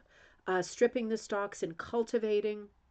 They almost look like husks, right? Like corn husks almost. But interesting process. And then you're seeing it like as a nest. You're seeing it broken or separated into fiber. And all of this has different stages, right? Boiling, rinsing, drying, winding, forming the yarn. Looks like it has a high twist quality, hand twist quality. But this is just so, for me, this was so interesting because I don't know this fiber at all. It's very, very different. Kimono made of bashofu can be very expensive, Kaz says. Oh, interesting. Because I'm guessing it's not very silky, right? Like some kimonos are. I'm guessing it's high texture, but that it's extremely lightweight. And that would be a plus, right? If you want to be, have your junk covered, but you also don't want to be hot and sweating in it. This looks to me like it would make for a very lightweight fiber. Judy says there is yarn spinning fiber made from banana silk. Whoa, out there if anyone wants to play with it. It's very soft and shiny. Ooh, that is interesting. Sharon says, I would love to see more of these alternative fiber fabrics. Me too. We have these in California, Paula says. Oh, you're kidding. Oh, they are spinning it. Yeah, it looks like they are spinning it, right? Oh, Kaz, I bet the kimono are amazing. Kaz, is kimono? Judy, I'm sure you're right. Kimono is plural, isn't it? I always say kimonos, but I think I'm wrong there. Pam says, or maybe they're just winding it into a ball. I don't know. That looks like a spinning wheel. The fabric is available in Japan. I've never seen it anywhere else. Interesting. So this is something to research, right? If you are into weaving, spinning, you like alternative fibers, this is an interesting. Karen, thank you for bringing this to us. This is just another world and another rabbit hole that opens up. Um, when you are a fiber person and you want another feather in your hat, you want to know what this is about and how it's made. Because this does seem, from what Karen said, to be, I mean, look at these examples. How pretty is this? You know what I'm thinking? I mean, I'm such a simple-minded jerk sometimes, but I wonder if you could hook into it or punch into it. Not that it's not perfect the way that it is, but I'm just wondering. You could definitely embroider onto it. Can you imagine with some little pops of color? So the second to last photo of the samples of the fiber from beginning to end. That's probably not this photo. Um, I'm just going to say this because I'm not sure what slide it corresponds to. Oh, here we go. Here we go. This is it. Starting on the left is the dried banana leaf before processing. Okay, I can see that. That little square is the dried leaf. The first roll of fiber is the least refined. Okay, that looks like some kind of twine or something, right? Like some kind of ribbon. And the next row, going from left to right, of fibers more refined. Then there's okay, a little bit more silky. And then there's a bundle of yet more refined fiber that's dyed, right? So that's that little green bundle.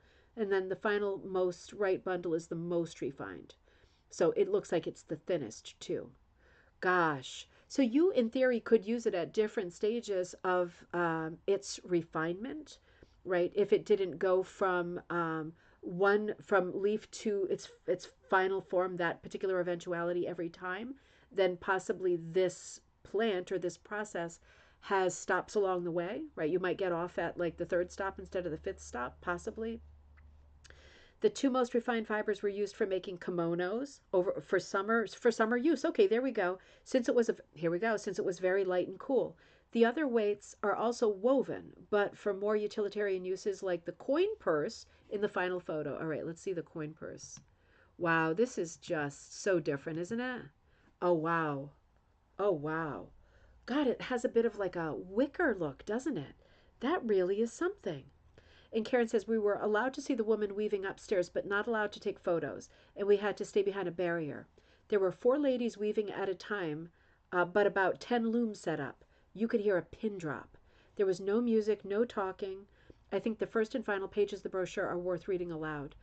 Thanks for sharing this. We might come back to this again. I'm so late tonight because we haven't even scratched the surface as usual. This is what happens when my mouth runs.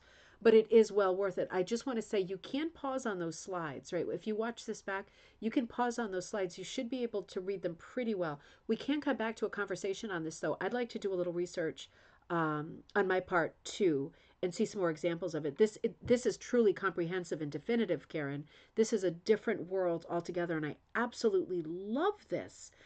Pam says, I'm a fiber geek. I love spinning new, unusual fibers. Those patterns on the fabric are wonderful. They really are, aren't they? Very understated, too. The patterns that we saw, let me see if I can, yeah, it reminds me almost a different color palette, right? Because it's way more neutral. But it reminds me of like the 1820s Jane Austen era of like chintz fabric or lawn, right? That super lightweight, even muslin, right? These lightweight prints that were really popular in the 1810s, 1820s. The small scale and the geometric quality of these makes me think of those, but they are definitely way more Asian looking, right? In their execution and certainly the color palette, but really, really interesting and so different. And Sharon says, I wonder if you could make fiber with the banana skins. Ooh, interesting. And Pam says, almost a tartan weave with this one. It really is, isn't it? I mean, look at the way this is woven. It's so fine. It's crazy. Karen, did you get this little pouch, the little coin purse? Because I'm guessing if it's used as a coin purse, it's also quite utilitarian. Man, would we like some of these for our hooks and stuff or what? Or our noodles or, oh, God. Karen says the color that's dyed is only dyed on the warp.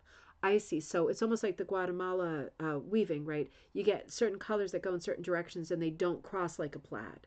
So the reason I think it looks like a plaid, Pam, I agree, it does look like a plaid, is because of the color variation of the natural fiber. But the dyed ones are the darker ones. Simple as that. Simple color palettes. Really natural looking, very finished piece. It's really lovely, isn't it? Dimity. Yep, exactly. Dimity, hospital gown. Yep, exactly. It is like a hospital gown print too, isn't it? Really petite little pattern. the color that's dyed. And Deborah says that purse does look like it could be used as a backing. It really does, doesn't it? It looks like it's more brittle. And I wonder if it is brittle. But then again, if people are using these for, on their skin, they can't be that brittle, right? Because your hair would catch in between. If it was very brittle and it was open at all as a weave, it doesn't look like it's very open at all. Wouldn't you think like the hairs on your arm or legs or whatever would get stuck? It's like speak for yourself, right? It's not summer yet. Nobody needs to shave yet, right? But wouldn't you think your hairs would get stuck if you wore this fabric and it wasn't super smooth? Makes me think it must be super smooth. Sharon says, I'm wondering how well the fabric takes up the dye. That's a great thought. I wonder that too. That's an interesting thought.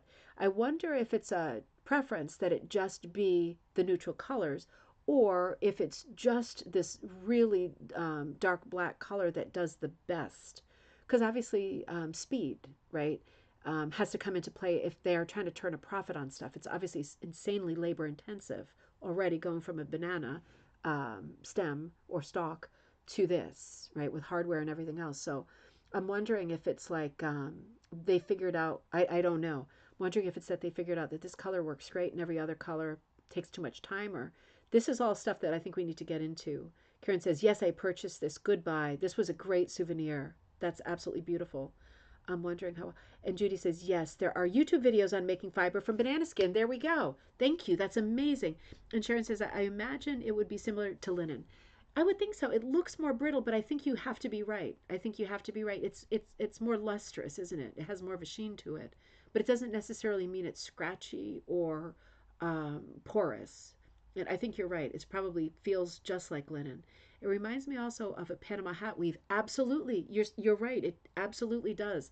And the more I think about it, if it felt more like fabric, because in this photo it looks less like fabric, could it be that for the coin purses, because just the nature of them, they're more rigid, could it be that for the coin purses, they use the less refined version? Do you remember the photo with the sort of evolution? Do you think that for things like this, where you want more structure and body and integrity, that you would maybe use stage number 3 as opposed to stage number 5? Maybe stage number 5 is reserved for the kimono and the silky shirts and accessories. That might be a thing too, because it does look a bit rougher, right? It doesn't have to be the same finish as the weave that you would give to a garment. Yes, there are YouTube videos. Reminds me also, okay. And Karen says the coin purse is made from, oh my God, there we go. Thank you. There's the answer, from the less refined fiber. There we go. And the kimono made from the most, thank you. I'm sorry. I should be reading more and talking less. The most refined is very soft. This is so interesting. Gosh, crazy, isn't it? It's a whole new world. It really is a whole new world. I've never been to this part of the world, and there are such lovely textiles out there. I'm so glad that you sent this in, Karen. I think a lot of us are going to be going down the banana skin hole. Hopefully not in the not in the way that they do in cartoons, but this weekend. That would be a lot of fun to watch them refining the skins and turning it into this kind of fabric. I don't know if the whole process beginning to end is shown in videos, maybe. But it sounds like it's a fairly secretive process when you're standing there like as a tour group looking. And of course they must keep some of their secrets because they must have immediate and direct competition right around them. Interesting. Gosh, Karen, that was fun. Thank you so much for sending that in. Danny, you have been working on a fantastic project as well. This is so different. Leave it to you to do something that is this different. You wrote, hi, Deanna. I've been putting off sending this email because I've been trying to finish this rug, and I finally did. I found this cross stitch in an oval embroidery hoop. Already off to a great start, right? So I decided to turn it into a rug wall hanging for my boyfriend's dad. Well, this is nice because you gave the mom the rug, right, for the floor of her place. This is really nice. You give very, very thoughtful gifts. His favorite color is green, so I tried to use as much as I could. I love how you think too. You're so thoughtful. You give so many of your pieces away as gifts. You're so thoughtful. Your school teacher friend, all those emoji faces, your boyfriend's mother, right? The beautiful rug that matched her whole interior. Now this piece for his dad. You're very, very generous. Now I need to attach something on the back to hang it. this was the hardest piece I think I've done because the backing was so tight. We're going to talk about this. I used a small crochet hook and cut the fabric as thin as I could, but it was still a workout. I'm going to need to rest for a while. I look forward to seeing what other people are working on. Danny, you are so sweet. You know, this was a workout because this is not on a rug hooking backing. It's a cross stitch, so it's done on a cross stitch backing, probably like an Aida backing. But even though cross stitch backing looks like rug hooking backing, it's not. It's still 100% cotton, but it has no stretch. The way that it's woven, it has no give.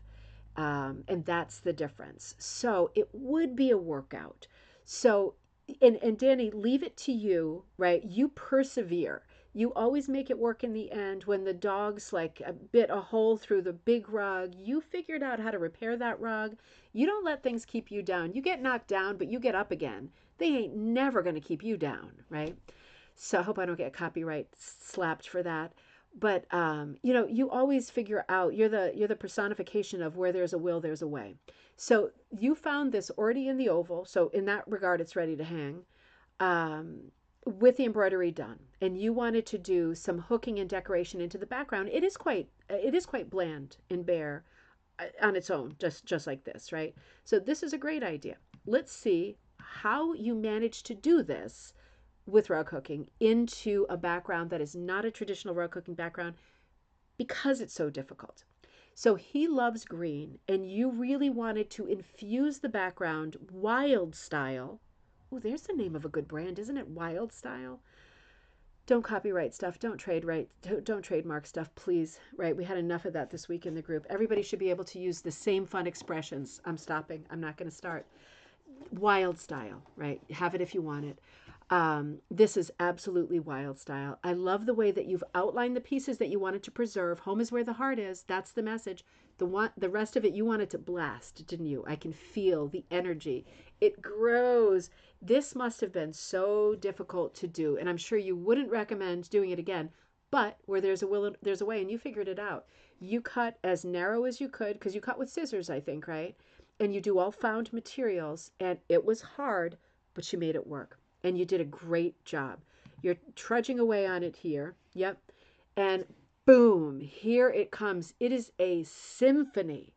And what I love about this piece is that it went from being very, very bland and basic, like a real like snoozer.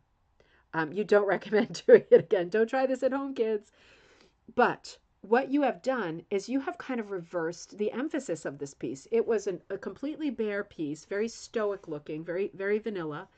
And it had the words on it that were the only thing that there was to look at, right? The only thing to entertain, and a few little flowers.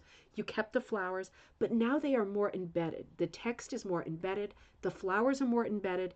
Some of that original stitch, right? The leaf and the vine that goes around the edge, that is still peeking out. But for the most part, you have really gone in there and created energy and color, patches, right? Regions of color, different materials. Look at all the different materials that are screaming out at us. Now it went from looking like the vanilla floor of the hospital room to looking down on a flower field, right? Like you're looking down on from the sky, God's eye view. You have all this texture, all of this energy. Danny, these really are your colors. Like these are emerging as your colors.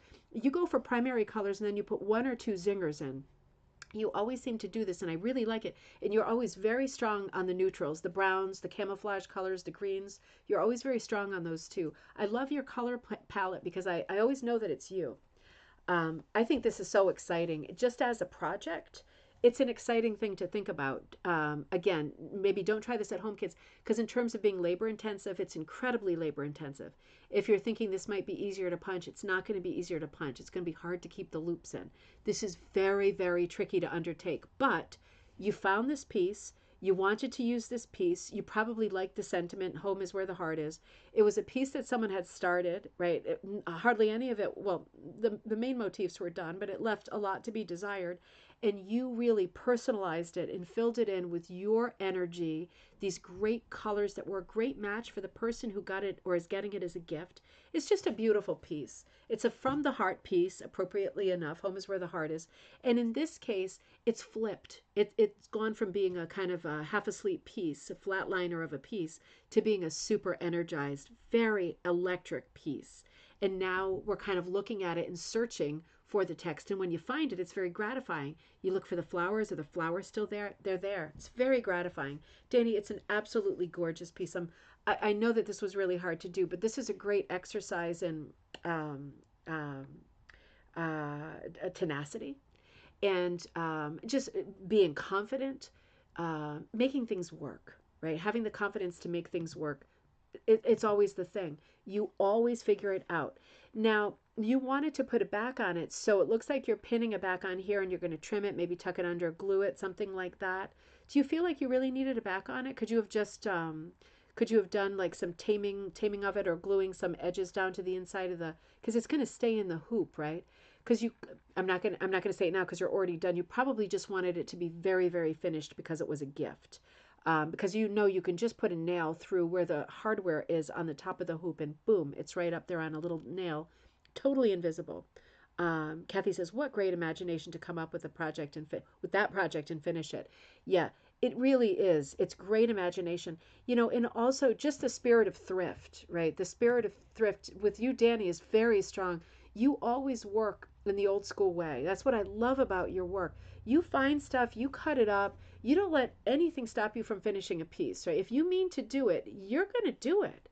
I think that, I mean, that just it shows such great strength of character. You're such a good person. You give such nice things to people. I hope everybody appreciates these gifts as much as we all appreciate them here on Cocktail Time. It's always fun looking at your pieces. Very, very nice. Veronica, I'm going to scoot to yours. We're never going to get through. I am way behind tonight. I am so sorry, everybody. Let's see how it goes. Let's see how I don't want to rush through stuff. You know how I feel about that. Um, oh God, Veronica, I forgot. This is too cute. Hi, Deanna. I bought this rug punching kit from the Woolery. Now, this is traditional punch. So this is a standard punch, Oxford style punch. I think it's a nice spring pattern. Lisa Prevey drew it. I punched it. It's punched with Amy Oxford punch needle, one of her punch needles on monk's cloth. So that's Amy's favorite combo, isn't it? Punching on monk's cloth, 100% cotton, using one of the Oxford punches, right? The Cadillac of the punches. Came out great. Came out really great. The Woolery's got some beautiful patterns. This is a super sweet spring pattern. I love the idea of the crow. I think it's a crow or raven, the blackbird wearing a bonnet. I mean, that is too cute. You see a lot of animals and characters dressed up, and I always I never can anthropomorphic, something like that. This is modest, right? This bird is not wearing like a three-piece suit and holding like a hiking cane or something like that. It's just a bonnet, just a sweet bonnet. So cute. These pretty flowers cheering up the background. And you did a great job with the text. I have always felt it's harder to punch with text, right? You did a great job. Take time, right? Get it with a Y for your garden. That is so charming. That is so sweet. I have never seen this design. That is a really sweet design. This is the kind of sweet motto that you can pop into a frame, like a standard frame, right? You could even, if this isn't a standard size piece, you could even just punch to whatever size, another inch here, half an inch here, to get it into a standard frame from TJ Maxx or something, right? They have such pretty frames all over the place these days. And this would be so nice, popped into a frame like an old-time motto up on the wall. Cheerful all the time. Absolutely beautiful, Veronica. It's such a sweet piece. It's such a happy piece. Did you notice how the wing is a slightly different color? It's lighter. Really well done. The background is very well done too. You're a very, very tidy puncher. And your letters are a testament to that. The fact that it's legible, right? And that the font still has character. Very, very pretty. I also love the flowers. I love the choices in the flowers. It's primary colors, but it doesn't read as primary colors. It reads as very colorful. It's very well done. I think she might have one of the flowers in her hat. Do you think that's what's going on here? That would make a lot of sense. Like she liked them so much on the ground that she decided to pick one for her hat. Such a sweet piece, Veronica. I really love this piece. Really well done. My buddy Ann Polizzo made these for Easter gifts for my grandniece and grandnephew. I punch needled a bunny for each of them to make a pillow. Used Veril, which is Verel. We've talked about this before. It's a material, Veril, again, Verel. Used Veril for the background, added a pocket on the back, and slipped in a book to make a pillow pocket. God, you are brilliant. You know that? They were a big hit. Well, I'm not surprised. They are so pretty. Can you imagine on the back with the pillow pocket with the book? The book pocket. I mean, isn't that fun? What a great gift for a kid or an older person. Oh my God, think about it. A friend who needs a gift, making them a nice pillow like this. I like seeing the background showing too. I mean, Anne is such a master. It's very neat punching, very well done. Look at the way the whiskers are done, right? Stitched down exactly in place. Little nose is stitched. Absolutely beautiful. Very precise piece. But what a great gift for a friend to make a motif like this on a pillow, sew a pocket, or even cut the pocket off some jeans you're going to throw out anyway or something, and slip in a paperback book. Wouldn't that be an incredible gift? Talk about nice personalized gift. You could do something like this and also put in a gift certificate.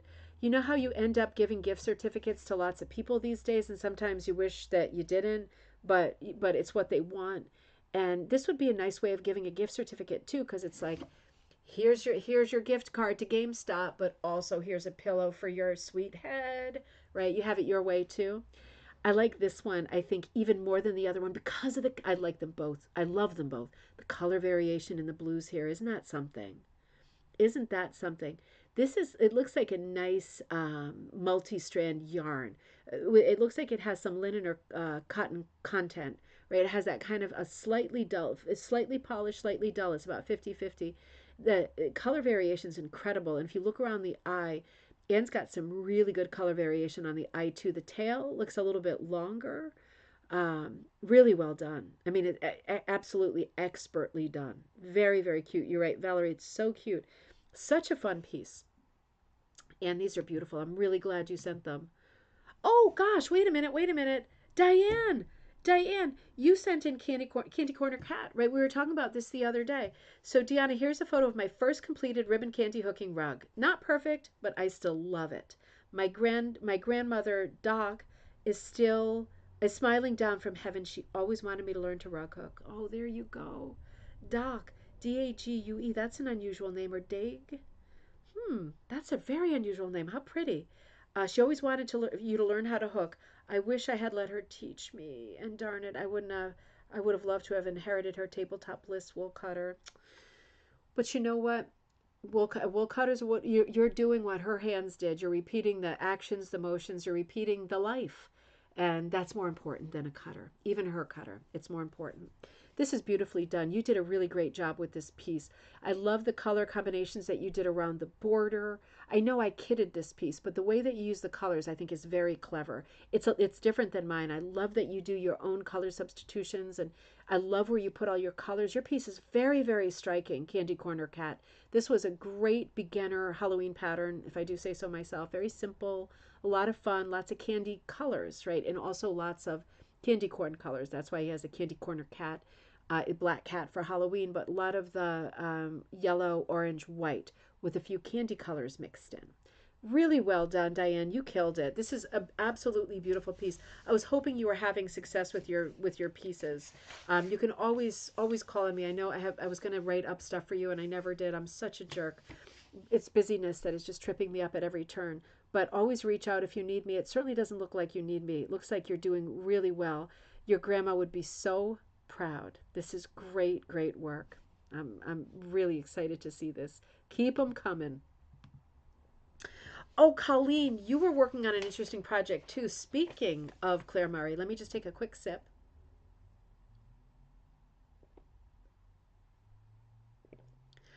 Kirsten, I missed your comment earlier. I think you were talking about Anne's two bunny pocket pillows. The control of the punching, the variegated yarn makes it easier to see the directionality. It does. It does. I'm telling you, after looking at Amy Oxford's new book this week, The Intermediate and Advanced, I'm going to be doing a lot of punching. That's why I've been thinking about these little wood chopping boards because I want that to be a small punching piece. Yeah, I have a lot of questions, and I think if the book is showing me things I can do, as we saw on Monday and Wednesday, I think I can do some of it at least. Colleen, this is so beautiful. You are working on a Claire Murray piece called Country Cat. This is one of my favorite Claire Murray pieces. It's so sweet. You know, she did so much with villages and houses and all that Nantucket life. And it is a fairly elite life, right? But at the end of the day, two cats is always going to be two cats. And Colleen, you made some amazing substitutions here. So you took the pattern Country Cat and you adapted. I should have showed this the other way around. Let me show it the other way around. I'm being stupid here. Hang on. Let's look at this one first. Let's look at the original one first. This is the pattern for Country Cat by Claire Murray. And this is available as a rug hooking kit. I think this is also available as a latch hook kit. It would have to be on eBay. The rug hooking kit is probably still in the Claire Murray store in Barnstable on Cape Cod, Massachusetts. That's the only location left. But I have seen the latch hook on eBay. So you can find these around, sometimes on Facebook Marketplace. This is the original. Look at the cat. It's one, right? And look at the border. And then let's look at what Colleen's up to over here. Colleen Tiefenthal, right, my good buddy. So beautiful vintage 1995 pattern. I think I can say vintage. No, I can't, can I? It's not 50 years old. Older Claire Murray pattern. Two cats. So you introduced another buddy here. This features Trixie, the tortoise, and Fiona, the tuxedo. So these are your two buddy cats. And this is on burlap, right? Because it's the original pattern. You did it with number 6 noodles and wool yarn. And if you notice, look at the substitution in the border. Also, it changed. The ground changed. We now have a dish of food. We have 2 little mice toys instead of 1. We've got that checkerboard. I think that's much more exciting. And of course, the addition of the second cat. And instead of doing the flower border, we've got the paw border, the paw prints. Isn't that something? They're like paw print flowers. Isn't that something? And Colleen added whiskers. The whiskers are threads from monk's cloth, a trick that Dee Kelleher taught you. And of course, you are all part of the Woolwrights group that meet in Maryland. I was lucky enough to go there last year, and I'm ready to come back down. That is a very fun and lively group, but Dee is full of fun. Super, super funny person, but lots of great tips in this idea of using the single threads, right? Individual threads from the edge of the monk's cloth. Just pull them out. They make great whiskers. Look at how great it looks. It's just perfect. Absolutely beautiful, Colleen. This is such a pretty piece. I'm just gonna, oh, you know what? I'm gonna keep going. I'm just running late today. Sorry, everybody. For those of you in different time zones logging on, we're just gonna run a bit later. I don't want to squander the good stuff that people sent in, you know. Beautiful update to this pattern. It is Deborah, isn't it? It is. And, you know, this is what Becky was talking about earlier, wasn't it? The idea of loving finding older patterns because there's so many, or new patterns, right? Just patterns. Finding patterns and then making changes and making decisions. That is the fun part, right? That's often the fun part for me too. That's why I still buy a lot of other people's patterns because I really love the pattern. And I'm almost guaranteed to change the pattern as I work because that is the fun, isn't it? Colleen did it really well in that example. Lisa, so the last thing that we saw of Lisa's was, remember the gnome, the fairy in like the little fairy house. It was like a gnome house, and there were layers of colors in the background, beautiful summer rainbowy colors. Gorgeous piece, and we love how that ended. And now this is your latest piece. You are like house on fire. You are doing so much good work, Lisa. It's crazy. You wrote, "Here is my owl. It's the first time I've done reverse punch. I like how it turned out. The squiggles are done with my mini punch." Oh, interesting. You did both styles. See, you loved this from the start. You loved combining techniques from the start. I remember that. The squiggles are done with your mini punch. The feathers you crocheted because you were a great crocheter first, right? That was like your first passion. You crocheted the feathers, and they are just pinned on because I'm not sure if my sister wants them on there or not because she has cats. and they might be too tempting. That is true. They would be tempting. They do look beautiful though. They really mimic the texture and the movement in the owl's little chest, don't they? I love the big eyes on the owl. That is so cute. Three techniques you've got going here. She has cats in the tree. The border is also crocheted. It measures at 19 inches, so that's probably diameter. Not sure if you want it for the next magpie. Yeah, maybe. I want your fairies too. So we got a lot to talk about. The fairy house. This is just so, so pretty. I created the patterns for both in Cricut Space. Oh, this is interesting. You said for both the fairy house and this owl piece, you created the patterns for both in Cricut Design Space, and that's that Cricut like paper tool, CRICUT, right? Like the scrapbooking thing. That is so interesting. Wow, that is so interesting. I haven't heard of anyone doing that. That makes me want to learn something new. This is really so pretty. You've done so well with the colors, with the character of the owl. Look at the way that the body of the owl, the hair, the way it fades from light into darker on the face. It's so smart. It's so well done. I want to just unlock it and stretch it just a little bit. Let's come back over here. Oh, I'm sorry. I want to look at that background a little bit because I know you've got many techniques going and you've blanket stitched your crochet border on the. I see, said the blind man. Here we go. So you can see that the background is the reverse, right? It's the other side. So you've got both traditional punch where the pile, right, is the owl. He's got a higher pile. But then the background with all of the swirls and stuff, that is mini punched and it is done the other way around. So we're seeing the backs of the stitches, and that's how you've got all those tight little stitches that look like embroidery. You are, I'm going to say it second time this episode, a pioneer. This is really something different.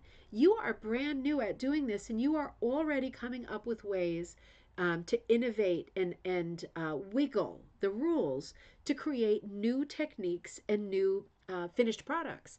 This is really interesting. I'm really, really impressed. I love that you were able to do both of these techniques. We were talking on the phone together about this. We were actually talking about this. What materials would work best if you wanted to both traditional punch and punch? Um, I'm looking to see what you did this on. Lisa, I'm wondering if you're still on. I wonder if you did it on weaver's cloth because I can't imagine. I'm just thinking. I can't imagine it can be on anything other than weaver's cloth. Unless the owl, because the owl is traditional punched, not mini punched. So could the owl be punched with a traditional punch into weaver's cloth? I don't know the answer to that. Um, Interesting. I'm just working it through in my mind as I look at it. The background is definitely mini punch, and unless no, I think that has to be weaver's cloth. I was going to say unless the mini punch is punched into the traditional punch backs on the loops, but it's not. I think it's punched directly into weaver's cloth. That is really interesting. Or maybe the whole no, because it is traditional punch, isn't it? This is the first time I've done reverse. No, it's not. I'm sorry. It's me. It's me. It's mini punch. It's mini punch, but she's done reverse.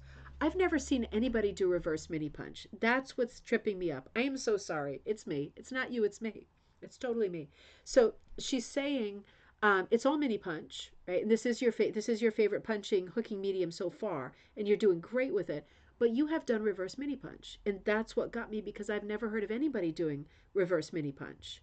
Why not? You see tons of people doing reverse traditional punch. Why shouldn't you do reverse mini punch? Look at all those little stitches. It extra looks like embroidery, doesn't it? That is really different. Deborah says, I love the effects that all the different effects you've got going here. That really is something. That is something.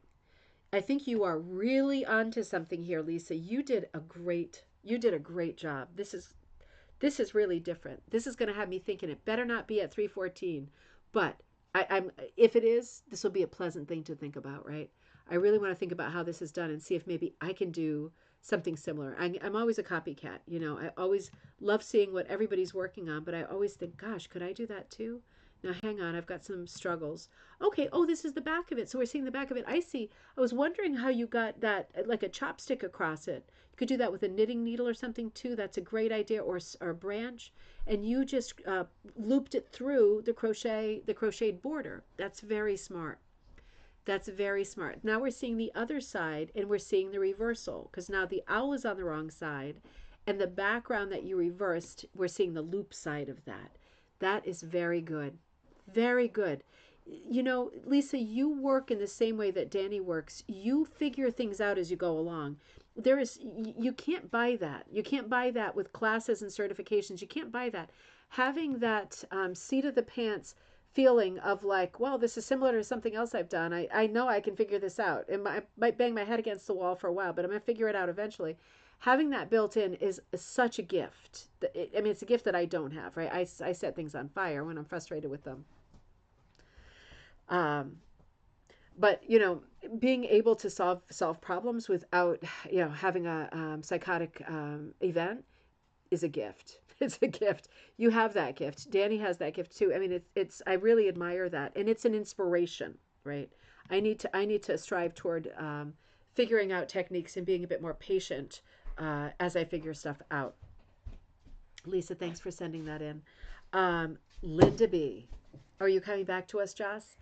All right, let's just a quick hello while I have a soda. You coming to share some goodness with us? Hi. Hi, baby. Okay. We're looking at something tremendous right now. No, I mean not this. We're looking at Linda's piece right now. Pam says, "Hi, Joss." Okay. Can we experiment with this when we're not live and there's 60 people who are waiting for the next thing? I love you. I love you. Linda. Holy schmolies. And Kirsten. Holy schmolies. So this is the piece I used for the thumbnail, and this is the piece that's been behind me tonight. So this is a pattern by Kirsten Gay, Kirsten Gay, right? And it's available at Ribbon Candy Hooking. The link is in this video. This is called Vale Valley Sun. So this is Kirsten's pattern. It is stunning. So this was used in the Paul Clay chapter of the Design Like book, right? This is the definitive, right? What I did was silly. This is the definitive. This is Linda's version, but this pattern is absolutely incredible. Linda, I'm very happy that you took this on and that you hooked it. I almost wish I had, not that we want to do comparisons. You did a different color palette. It's still very strong on the yellow, but Kirsten, more, don't you think Linda's color palette, more darks, more lights? Now I'm trying to picture the other. Who cares? It's not about comparison. It's different. So it's got me excited. It's very different. I see a lot of color changes in the background because I've only ever seen Kirsten's. So this is like, whoa. My eye is traveling around going, God, I love like peachy pinks. I really do. And I love the soft, icy lilac pinks too. If you look in the background, there are a lot of pink values that are so light and so different. The way that this has worked could be, in part, another great hit or miss piece, right? The background is large, right? Behind that orange sun, that sort of color changing, yellowy, that sort of popcorn colors, right? So pretty, so pretty. And so many great yellows, mustards, golds, and then the darker paprikas, right? That's different. The really darks and the darker paprikas, the grays, lots of neutrals, right, vying in here. Linda says, I wish the photo didn't come through so dark. You know, we'll look at it some more and we can look at it again for sure. This is something we want to look at over and over and over. This isn't just extraordinary. It's great to see this hooked up. It's so architectural, right? It was playing off the Design Like Paul Clay class, different but great, totally works. You know, it's making the point that it's such a good pattern, Kirsten, that however it's hooked in whatever color palette it's hooked, it's going to be great. I can see the little fish pond there, the blue pond. You see it at the bottom with the little fish in it, right? It's a great jumble, and that is like a Paul Clay thing, isn't it? Of shapes. It's like that game where you stack tops on towers, but it does have a relationship to the landscape where Kirsten lives, and that's why it's called Vale Valley. So Kirsten says, I will work in many palettes. It's fun. It's fun to experiment with different colors. This has got more highlights and lowlights in my memory. Apples and oranges, right? It's apples and oranges. I like seeing the yellow in it because Kirsten, yours had a lot of yellow, um, greens, some off blues. This has a warmer palette, a slightly warmer palette, but I think more neutrals. So interesting. And at the top, it catches my eye that the little trees at the top, at the tippity top on the right, a little bit of the very cool sagey green and the blue. Really, really exciting. It's an exciting piece. That terracotta color grounds it. Grounds it. You think you love it. The terracotta is a very good color for it, isn't it? It goes really well. It's a nice warm color with all of the yellows. And there are so many yellows and oranges, right? You can't even make the distinction. There's so many. It's so great to have that much yellow in this composition because the sun is the main player here, isn't it? Right? The Vale Valley sun. But having those other colors, like Judy's saying, the darker paprika, the spicy color, is the terracotta is really it's doing something magical. I can't explain technically what it's doing. I'd have to sit with it for quite a while to follow it around. I remember, Kirsten, when we looked at the original piece that you hooked, we were together in Vermont and we were in the hotel library and we looked at it for a very long time. I would love to do the same thing with this piece because with pieces like this, it's fragmented, right? So it's not it's abstracted to a degree, but you can see that it's a landscape, and it has a literal meaning and a picture that is recognizable and very easy to pick out. But it's pixelated, right? It's abstracted to the extent that it's a trip, taking your eye on a tour of all the little turrets and stacks, squares, trees. It's a trip, like it's a literal trip, and sort of expression. It's a trip, also that kind of a trip. But it's just a gorgeous piece. I'm looking now at the bottom left, and I'm looking at the kind of grays, dark browns, the darkest value, which might be black or super dark eggplant, and then the very cool greens, and then more neutrals. It really is. It's an exciting color palette. Um, Linda did this. It's linen backing with repurposed wool clothing and a couple of other fabrics, Briggs and Little and McCausland yarns, and some of my home dyed yarn. First time with an abstract design. Critiques welcome. I don't have anything to say that would even remotely be a critique in the literal sense of the word. Valerie said, Clay collided with geese bend, love with cheese bend, love the colors. Absolutely, he did, but he rarely drew a line that was not plumb. He was like maniacal in his geometry. But yeah, it does have that feel because it's uneven, right? Some of it is stacked high, some of it is stacked low. You see similar motifs and similar sizes. You expect things to square up, and they don't because it's very asymmetric, and that is the joy of it. This is Kirsten's design, but in the style of Clay, he didn't do things that were perfectly symmetrical. He did things that were very imperfect. And I get what you're saying. That is like the G's Bend. It was like the whole idea behind it. Really, really smart. Um, Linda says, it's been finding the elements of Kirsten's Valley, but I wish I could have captured the glow Kirsten says is particular to that area. You capture different stuff, right? Your colors are crazy. They're fantastic. I'm looking at them and imagining them before they went into the piece. Like I'm imagining looking at them in a grouping, and it's just such an unusual color palette from that terracotta to the sage green to the corn yellow to the Halloween orange to the blue. It's really, really in pale pinks. It's really unusual. You really did something. I have never, I can't name a piece I've seen with a similar color palette, and that really is saying something. I also love the way that the greens, kind of in the middle, the bottom, heading toward the bottom, those greens travel a little bit. You did a lot of thoughtful placement of colors, and I know you were probably thinking about your eye traveling as it should in a good composition.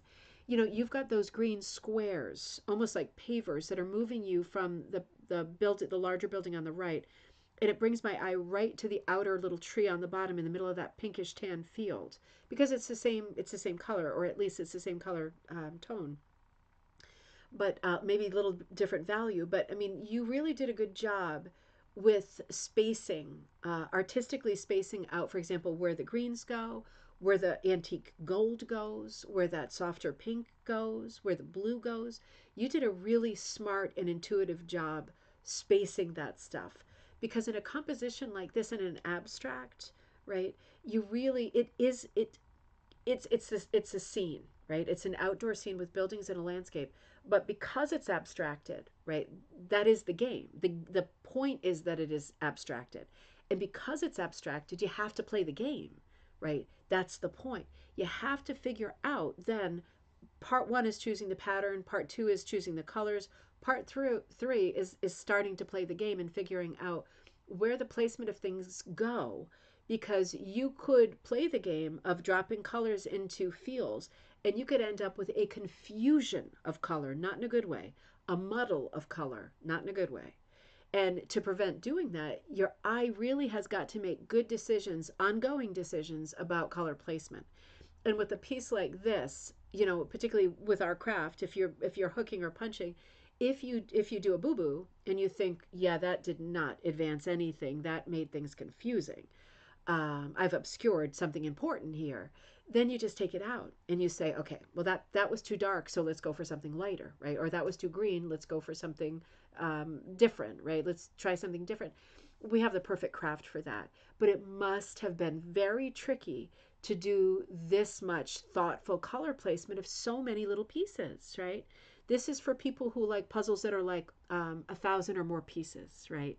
Putting it all together and figuring it out so that it remains very, very strong, and we're not losing or letting any part of the composition slip off, um, slip away off the border and gone. That's not happening. So you have remained tight throughout. You have really kept the tension, the contrast, the color variety interesting throughout. And if you didn't, we would know that, because we'd be looking at weird shapes going, that's a lumpy part. What's that? What's that now? You don't do that. Your eye just keeps going. Very, very good, Linda. It's very, very good. Linda said, bottom line, it was an honor to work on Kirsten's pattern and challenging to choose colors. And most importantly, when creating, have fun. Absolutely. And just try, you have to trust your gut with stuff like this, don't you? Oh, I think I have some other ones. I'm sorry. Let me advance a little bit. I'm probably going to be on for another few minutes, just so y'all know. Um, closer up view, because the first one showed the pattern, so closer up view. I also love the way that you've done the border. It looks like a double border, like a stripe of the light lemon yellow, like a lemon meringue, and then the darker, maybe black or dark brown. I think that looks fantastic. It gives an optical illusion that it's so light and then so dark. Very interesting. You're really well squared. Like your border is really sharp. The directional hooking is really clear too. You did, it's sharp, literally. And I can see, oh, this is the pattern itself. I can see that you've done a lot with yarn and strips, because it's hard, right? Directional hooking is hard. You've really created pattern and texture in all of the different fields of this composition. And again, here's the composition. It's just gorgeous. So this is in the description of this video, and this is at Ribbon Candy Hooking. This is S. Kirsten Gay's Vale Valley Sun. Absolutely beautiful, isn't it? Yes, a double border. Good for the good eye. Thanks. Thank you. I mean, it really stands out. It was just gorgeous. It's just gorgeous. Now for something very different. Michelle, you sent this piece in and I went bonkers. I went bonkers. I'm still going bonkers. So, Michelle, oh, sometimes you, I have to say, like, of all of the reading and emails and conversations I have, Michelle makes me cry the most. You always say the sweetest, most thoughtful and heartfelt stuff. You've got that big Texas heart. You are just so sweet and helpful and sincere. It's incredible. And this piece is no exception. So you wrote, today, Easter Monday, so this was a few days ago, I decided to sort some rugs. Oh, wait a minute. Nope, I'm at the wrong one. Wrong one. Sorry, Michelle. I'm sorry. Here is the hooked tapestry to honor my Meemaw. For the oddest of reasons, our family hasn't had a funeral or even an obituary for her and those who loved her. This took quite a toll on my mental health, and all that I knew for sure was that my hands and heart knew the way. So I immediately drew out the symbols of her life and my love for her. Upon visiting my first in-person rug group, the precious ladies gave me the foundation that already had squares marked out. Having been a knitter for over 20 years, my baskets were full to the brim with yarn.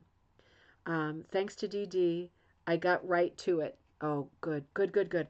As we move forward, I chose to remember everything her 95 years brought to our world in those she touched. Having helped raise my cousins and I to the delish strawberry fig jam she gave away, my heart will be stitched together with hers, and that can never be ripped out. I'm very grateful to have my tapestry as a reminder of strength and the hope that she instilled in all of us. God, is that beautiful? That thing about the funeral makes me very sad because I'm sure many family members were having the same thought. But man, talk about the most tremendous tribute, both what you wrote just there and what you made right here. Let me stretch this out a little bit. So you did this with your leftover yarns, and this is just amazing. Paula says, wow, so many things to see. All moments of Mima's life, right? You've got the coffee or the tea that she probably made, the flowers. You've got shapes and hearts. You've got a little sheep there. I see the strawberry fig jam. I see a crochet doily in there. This is just, isn't it, Gail? It's like, I read it already, thank God, because it would have gotten me for sure. Yeah, Judy, I think that's a worked crochet piece. It is a super treasure. It is a super tribute, Pam says. Your tapestry is so lovely, so very lovely and touching. This is your very fitting eulogy to her memory. It is, Linda, so special. The color variations, right? This is so amazing. Barbara says, we would all want to be remembered with such love. It's so true. I'm going to stretch it just a little bit more. It's just incredible. It's incredible. All right, let me come back up here. Hold on. Let me be here. And, oh, come on, why is it doing that? Hold on. I'm sorry, everybody. I know it's getting late and I'm getting more stupid by the moment. Hold on. I got this. Hang on. There we go. Oh my God, it did it again. Wait a minute. Whew, something is unlocked. Let me find it. Detective Dog is on the job. Is that it? Yes. No, wait a minute. That's not it. Aha. There we go. The stupidness ends. All right, let's look at this. So thinking about, how upsetting this was to not have the funeral and how bewildering it sounds. I see beads sewn on now. I look at all the mixture of all of the knitting yarn. And look at the looseness, right, of some of them, the super loose weaves. I see either a button or a little felt embroidered stitch thing in there. This is just exquisite. And what's so interesting about this to me is it does read like a tapestry, and it does have a lot of neutral colors, and that is unexpected, isn't it? Because you do see pieces not like this, but you do see pieces that have like a quilt vibe to them, and they're usually really bright colors. This isn't entirely bright, right? It's very cheerful, but it's got a lot of drama. The colors have a lot of drama. They're way more substantial colors to me than lots of lights and brights. You know what I mean? Even the hearts, right? They have such a glow to them, more than one color. The way that stuff is outlined, it really makes me also want to start hooking with yarn again. It can be hard, it can be tricky, right? Because it's often very thin or very thick, and it's in a composition like this where you've got lots of little vignettes and they are operating as like one collective piece. You can do whatever you want. The fig jam really stands out to me, and that is one of the big stories, right? That is one of the great remembered moments. But this is just full of memories. It has, some of the writing has a childlike quality to it, right? Because the cousins and Michelle spent time with Mima, and all of those memories are there from being children on up, right? It says France on the coffee cup, or maybe Francis, maybe France. Maybe there was a trip or something. It's like a beautiful window into someone's memories. You know, it's a privilege to be able to look at something like this and look at the different components and put it together, try to remember and imagine what the different inspirations are from block to block. This is so beautiful. I hope making this helped heal your heart a little while going through that time. I'm sure she'd love it. Oh God, how could, I mean, this is just incredible. I mean, it's just incredible, right? We all love this, and she would have loved this. The colors are just, I haven't seen anything like this. It's so different, isn't it? It's so different. Michelle, you did so well. Michelle got to the local Hookers Guild, right? Trying to figure out how to do this thing, and they showed you what to do. They gave you something that already had blocks on it, and then you thought about breaking it down into the different moments, different memories, different vignettes, like a scrapbook. And then you remembered that you had all your yarn, and you just got going. You did so great, Michelle. You did so great. Mima, hopefully, definitely sees, loves it. Yeah, this you paid the ultimate tribute. This is absolutely beautiful. I love it. I really love it. Oh God, that's good. Oh God, see this, I couldn't stop. This is just like it's a night of hits. Melissa, oh my God, Melissa, you wrote, "Hello, Deanna. Today is Easter Monday. I decided to sort some rugs. At the bottom of one of my totes, I found this large rug that I had Dion Fitzpatrick draw up for me. It must be 17 years old now. At that time, it was just too overwhelming for me. I felt great guilt over the money that I had spent to get going on it. It is my husband's two aunts and his mom. His mom is holding her first babe. I eventually worked on it more. As I became a more experienced rug hooker, I really only have, as you became a more experienced rug hooker, and now you really only have the border left. And you wrote, it struck me today, what a, what a recording of time. It's definitely in my pile to complete. You know, I get what you mean. I get all of the different facets of how this made you feel.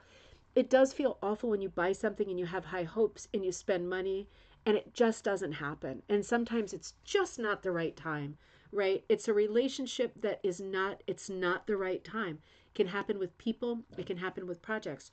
You had to put it away and then it just made you feel guilty. So more negative feelings, right? Who needs it? More negative feelings. But I'm so glad that it's people that you know from your husband's family, and the babe is in it too. I mean, this is such a personal piece. It's a beautiful piece too, and the fact that Dion drew this for you is incredible, right? This is like a super important piece, right? This must be a one of a kind. This is incredible. I also, like my mom says, what a lovely, oh, the last one, what a lovely tribute to Mima's life. So perfect a piece with all of its bits of memory saved for always. Absolutely. And in the same vein, this piece, right? Another family piece, another piece that has a story that's about the past and people who are not forgotten, right? So same with the Mima's piece, people who are not forgotten. And it's just a beautiful piece.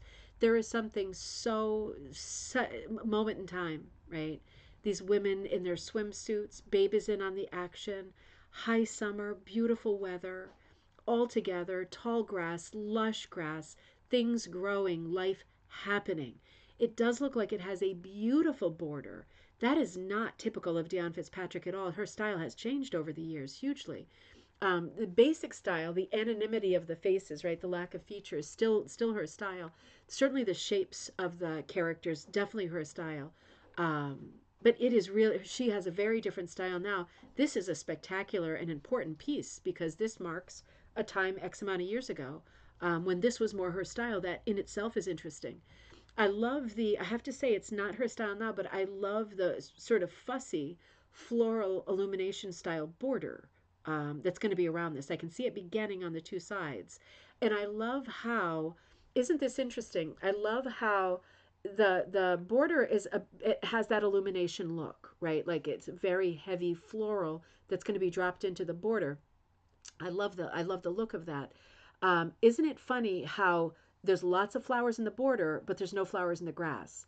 Because now her style is like crazy amounts of florals, like milleflori, like the glass, canes from Venice, right? It's like milleflori in the millefiori in the grass. Now at this moment, it was separate, and that's really interesting to see. Lots of flowers, but not mixed together. So yeah, I like this old style too, I have to say. Um, and there's something really beautiful and haunting about the way that the figures are all facing us, even the baby. It's a bit haunting, isn't it? It's like being confronted with the past.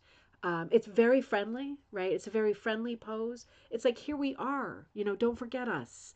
And there they are, right there, like looking back. It really is a beautiful piece. I love what you're doing with color too, Melissa. That beautiful robin's egg blue sky is just gorgeous. The colors, the color tones on their skin, right? A little bit of variety, a little bit of hit or miss here and there, absolutely beautiful. And the colors of their bathing suits, nice and dark, right? They really stand out. Very sophisticated, very chic, very of that time. And then the bright electric colors of the grass, tall, lush blades of grass, really beautiful. They're not self-conscious about their bodies. They're not self-conscious about having bathing suits on, right? It's just such a friendly, positive composition. And I hope whenever the time is right that the border's done, I can't wait to see it. I know that the border is going to be beautiful. I like how you're going around with that tan color because I think making a completely different, distinct border has potential to be distracting. I like that you're keeping the same kind of tone in that tan border as is in much of the green grass, because if the green grass remains the bottom border and you go around the other three sides with the flowers, you're going to have a lot of continuity and the frame is going to be solid, stable, intact, and not distracting. But yeah, this is a very interesting piece for 100 different reasons. I think this is just beautiful. You're doing a great job with this. And whether you finish it right now or you put it away again, doesn't matter. It's there. It's waiting for you. They're waiting for you. And whenever you work on it some more, make sure you show us, because we'll be waiting for you. No pressure. No pressure. I love this piece. Linda Sheltis Hoffman, you sent this a couple of things earlier and I got it out of sequence. I'm so sorry about that. But really interesting. So, Linda, I always say your Halloween stuff, your skulls, right? Weird enough. I love your skulls. Have always been my great favorite. But now we have entered this kind of Hunterwasser era of architecture and colorful buildings. It's so wild and different. I absolutely love this style. I already wrote to you to tell you how much I love this style. I have some ideas for this style. This is also so you.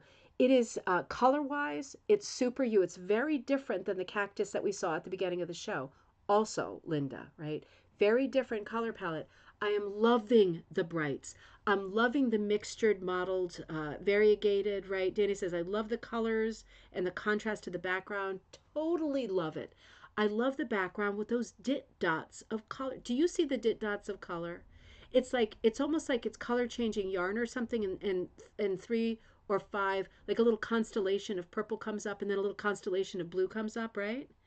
Oh, God, is that good? So if you like that, you're going to love this. Oh, uh-oh. I mean, whoa! This is incredible. This is incredible. Linda, you are very inclined to do series, right? And I love that about you. You never do one of one thing, except maybe the cactus, but you just did the cactus, so I'm going to hold my tongue on that. You like to do multiples of something. Once you get going in something, you do a whole series. I just love that about you. You really dig in. This, in my mind, this is your masterpiece so far. I love the one before it too. I love them equally color wise. I love them equally because I love the sky in the last one. But I'm going to say this is your masterpiece so far. I really think this is incredible. Both. Let's just look at the other one more time. They're incredible. They're incredible. There is something so abstract, evocative. it's hard to tell whether this, for you and me, it's going to be different. Reads as a city versus a village, right? But it has, obviously, it's buildings, right? These are the works of man, right? And Hunter Wasser, the artist and architect and activist, he Austrian, right? Talked about him in the Design Like book. And Linda didn't know Hunter Wasser, right? It's just a coincidence, right, that she's working this style. Hunter Wasser always said that things that belonged to God were flat, like the horizon line and everything on it, and things that were tall and vertical were the works of man. And that this is what this picture reminds me of. Talk about the works of man, right? They are stretching into the sky. Churches, buildings, houses, maybe shopping centers, everything. The works of man. And it's colorful, it's electric, it's friendly, it's exciting, it's alive, it's varied. It's just like any, it's like people, right? It's just like people. All of this great variety. It's just an epic piece. It really is. They both are. Um, they both are. It's hard to say which one I like more. This one, I think, is bigger and it has more variety, so it keeps me traveling around it a little bit more. But I mean, talk about color composition. You've got everything firing really well. I have to say, I would never think that you would be someone who would go toward geometrics, but you did, and it's right. It's really good for you. This is really good for you. I love those two. I also love, you did a chicken and a rooster, right? Again, you don't do anything once. You are so good. And you wrote, "Hello, very excited about your new magazine. Can't wait to see it. Very proud of you. Thank you so much." A few of the pieces I've been making lately. So the two building pieces, and then we've got this beautiful seat, right? The back, very different, right? Cactus, chicken, cityscape, very different, keeping us on our toes. This is just gorgeous. It's just gorgeous. It sort of echoes one of the ones we were talking about earlier, Kathy Lynch's piece, right? That sort of russet red bird, right? Really, really pretty. The robin's egg blue sky, like Melissa's piece, that same kind of blue in the sky, really pretty. Beautiful detail in the basket. I love the proddy aspect of it. I love the wild and woolly aspect of it. And you're right. Don't let anybody tell you that you're doing this the wrong way, right? You are absolutely evolving your own style and your own color palette. So don't let anybody ever take that away from you or make you feel like you should second guess that. We should be watching what you're doing and getting ideas and inspiration. We are. We are doing that already, but other people should be doing that too. You're doing everything exactly right and on time. That is gorgeous. And then the companion piece, gorgeous, right? He's, and look at his little body, how stout he is, right? It's just a great shape. And the tail, the color in the tail, there's whimsy, there's lots of color change happening both in the bird and in the background. It's just a gorgeous piece. Just gorgeous. All of these are just gorgeous pieces. Was there one more? Oh, there's one more. This little guy. I forgot about this little guy. Oh, is he cute? Is he cute? He is made a lot of the eyelash yarn, right? I recognize that one because I have that very color. That is so pretty. That little body, all blinged out with pretty, pretty yarns and wool strips, but then all that eyelash yarn, making him very three-dimensional, very tactile and soft, right? There he is making his way. Pretty landscape, nice and safe, green, green grass, everything blooming. He's probably going to find some food, right? Nice warm sun on his back. Everything's going well. It's a real cheerful piece, and I think it's really smart how you balance the bird with the flower, how you balance the diagonal line, the horizon line going down. That's smart. That's a, even that one little adjustment is a lot. It gives a lot of benefit to the piece as opposed to a straight horizon line. That one little slant does a lot. And you know what else does a lot is his tail breaking the border. That is adding a ton of interest. You are doing things that are really intuitive. You're making smart choices and you are really doubling down on that whimsical style and the mixture of materials that you have always loved. It's great. The more you work, the more confident you're getting in your own style. That makes me feel really happy because you are going to be a leader, right? And there's going to be people who are learning to hook who look to your pieces and go, "Oh, can I do that? I guess I can do that," right? So you want to keep going with all of this. It's all beautiful work. 3 birds, 2 buildings, and a cactus. I love it. Thank you for all of these great contributions. These are beautiful, beautiful pieces all. Linda Natasis also sent S. Kirsten Gay, right? I snuck this in at the last moment. This is the last image of the night. Jessica, I missed putting your piece in. Jessica, I'm not sure if you're watching. I was showing the drawing that you were doing. I'm gonna do it on coffee time. I'm so sorry. The image of the hand. I thought I had it in here, but I don't. I'm so sorry, Jessica. I'll talk about that on coffee time for sure. This piece, I got it in right under the wire. Linda Natatis, I'm sorry, I always screw that up. Hope this one's not too late. Nope, got it in there. Now, you can recognize this as one of Kirsten's pieces too, right? Kirsten is very, very good at doing these geometrics, all this architectural stuff. This one is called Time and Space by Kirsten Gay. And again, this is also at Ribbon Candy Hooking. I didn't have time to put the link to this in. I put it in right before the show. So this is also on Ribbon Candy Hooking. It will be under S. Kirsten Gay, Kirsten's link. You will find Vale Valley Sun, and you will find this tremendous piece, which is called Time and Space. Again, Linda Natatis did this and said, Time and Space, color selection by my grandson, a gift to my architect son-in-law that made my rug hooking frame. Okay, so he made your rug hooking frame, and you made this in return. That is absolutely perfect. Isn't this gorgeous? Okay, and this, I want to talk about this for a few minutes, but this will be our last minute of the night, our last piece of the night, and I'm sorry I ran so far over. This is just gorgeous. Let's just look for a second. It's similar in terms of composition to Vale Valley Sun, but it's a very different composition, isn't it? It's very different. Still has very strong geometrics.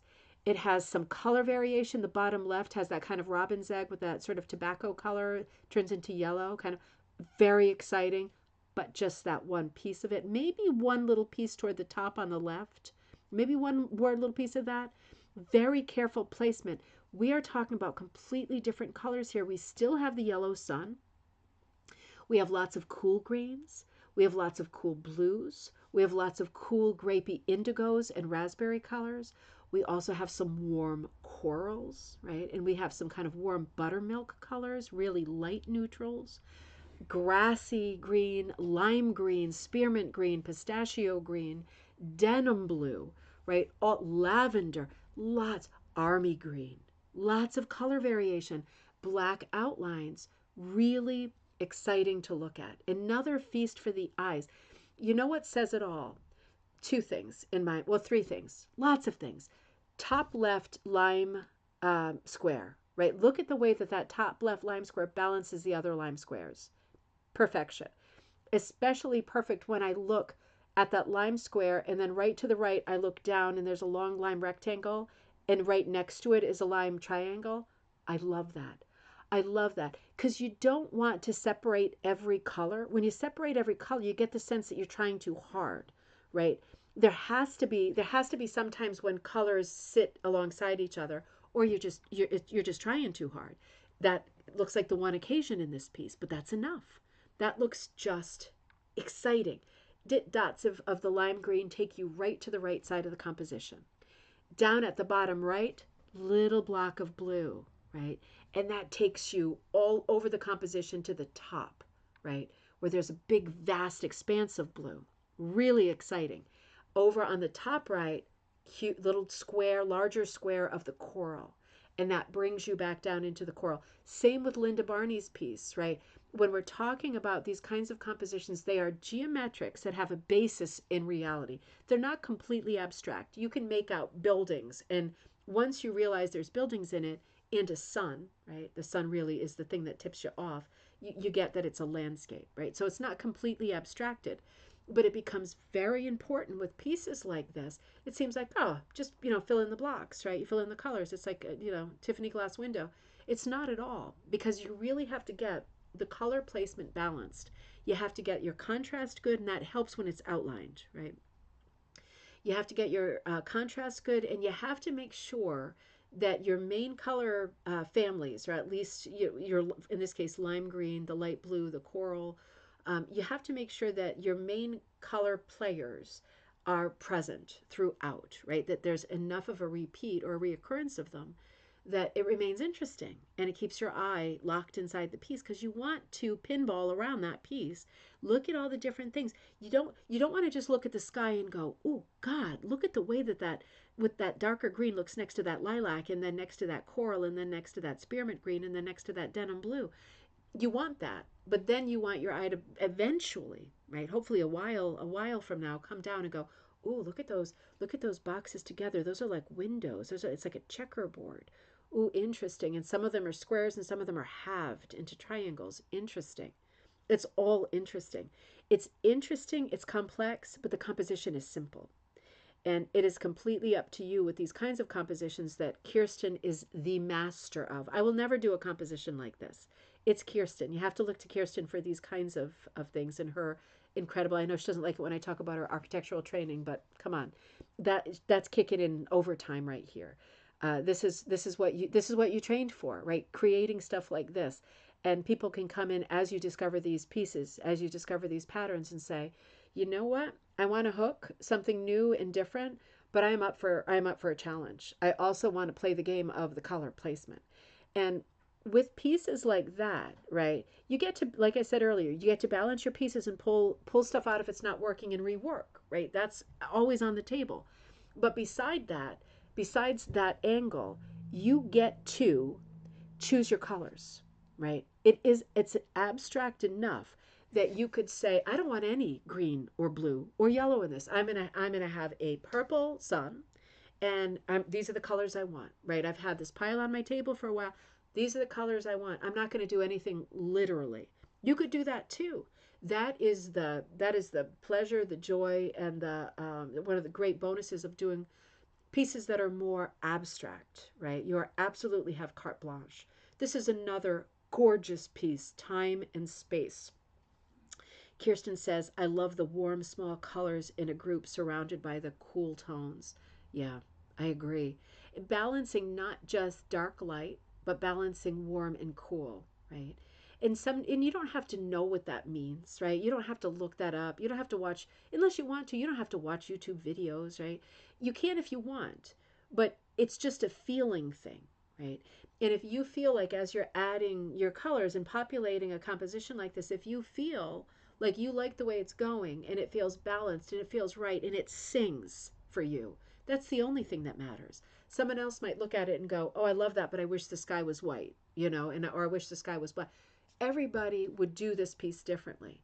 And when you do a piece like this, you get to pull out your favorite colors, and it doesn't matter if you've got crazy colors together and you're thinking, oh, by the time I make the blue sky and the green grass, I've got 20 colors of pink and 40 colors of orange and 13 colors of turquoise. How am I ever going to work those in? Well, you work them into a composition like this, right? You get to work all of them in. You don't have to make any excuses for wacky color placement or confusion, right?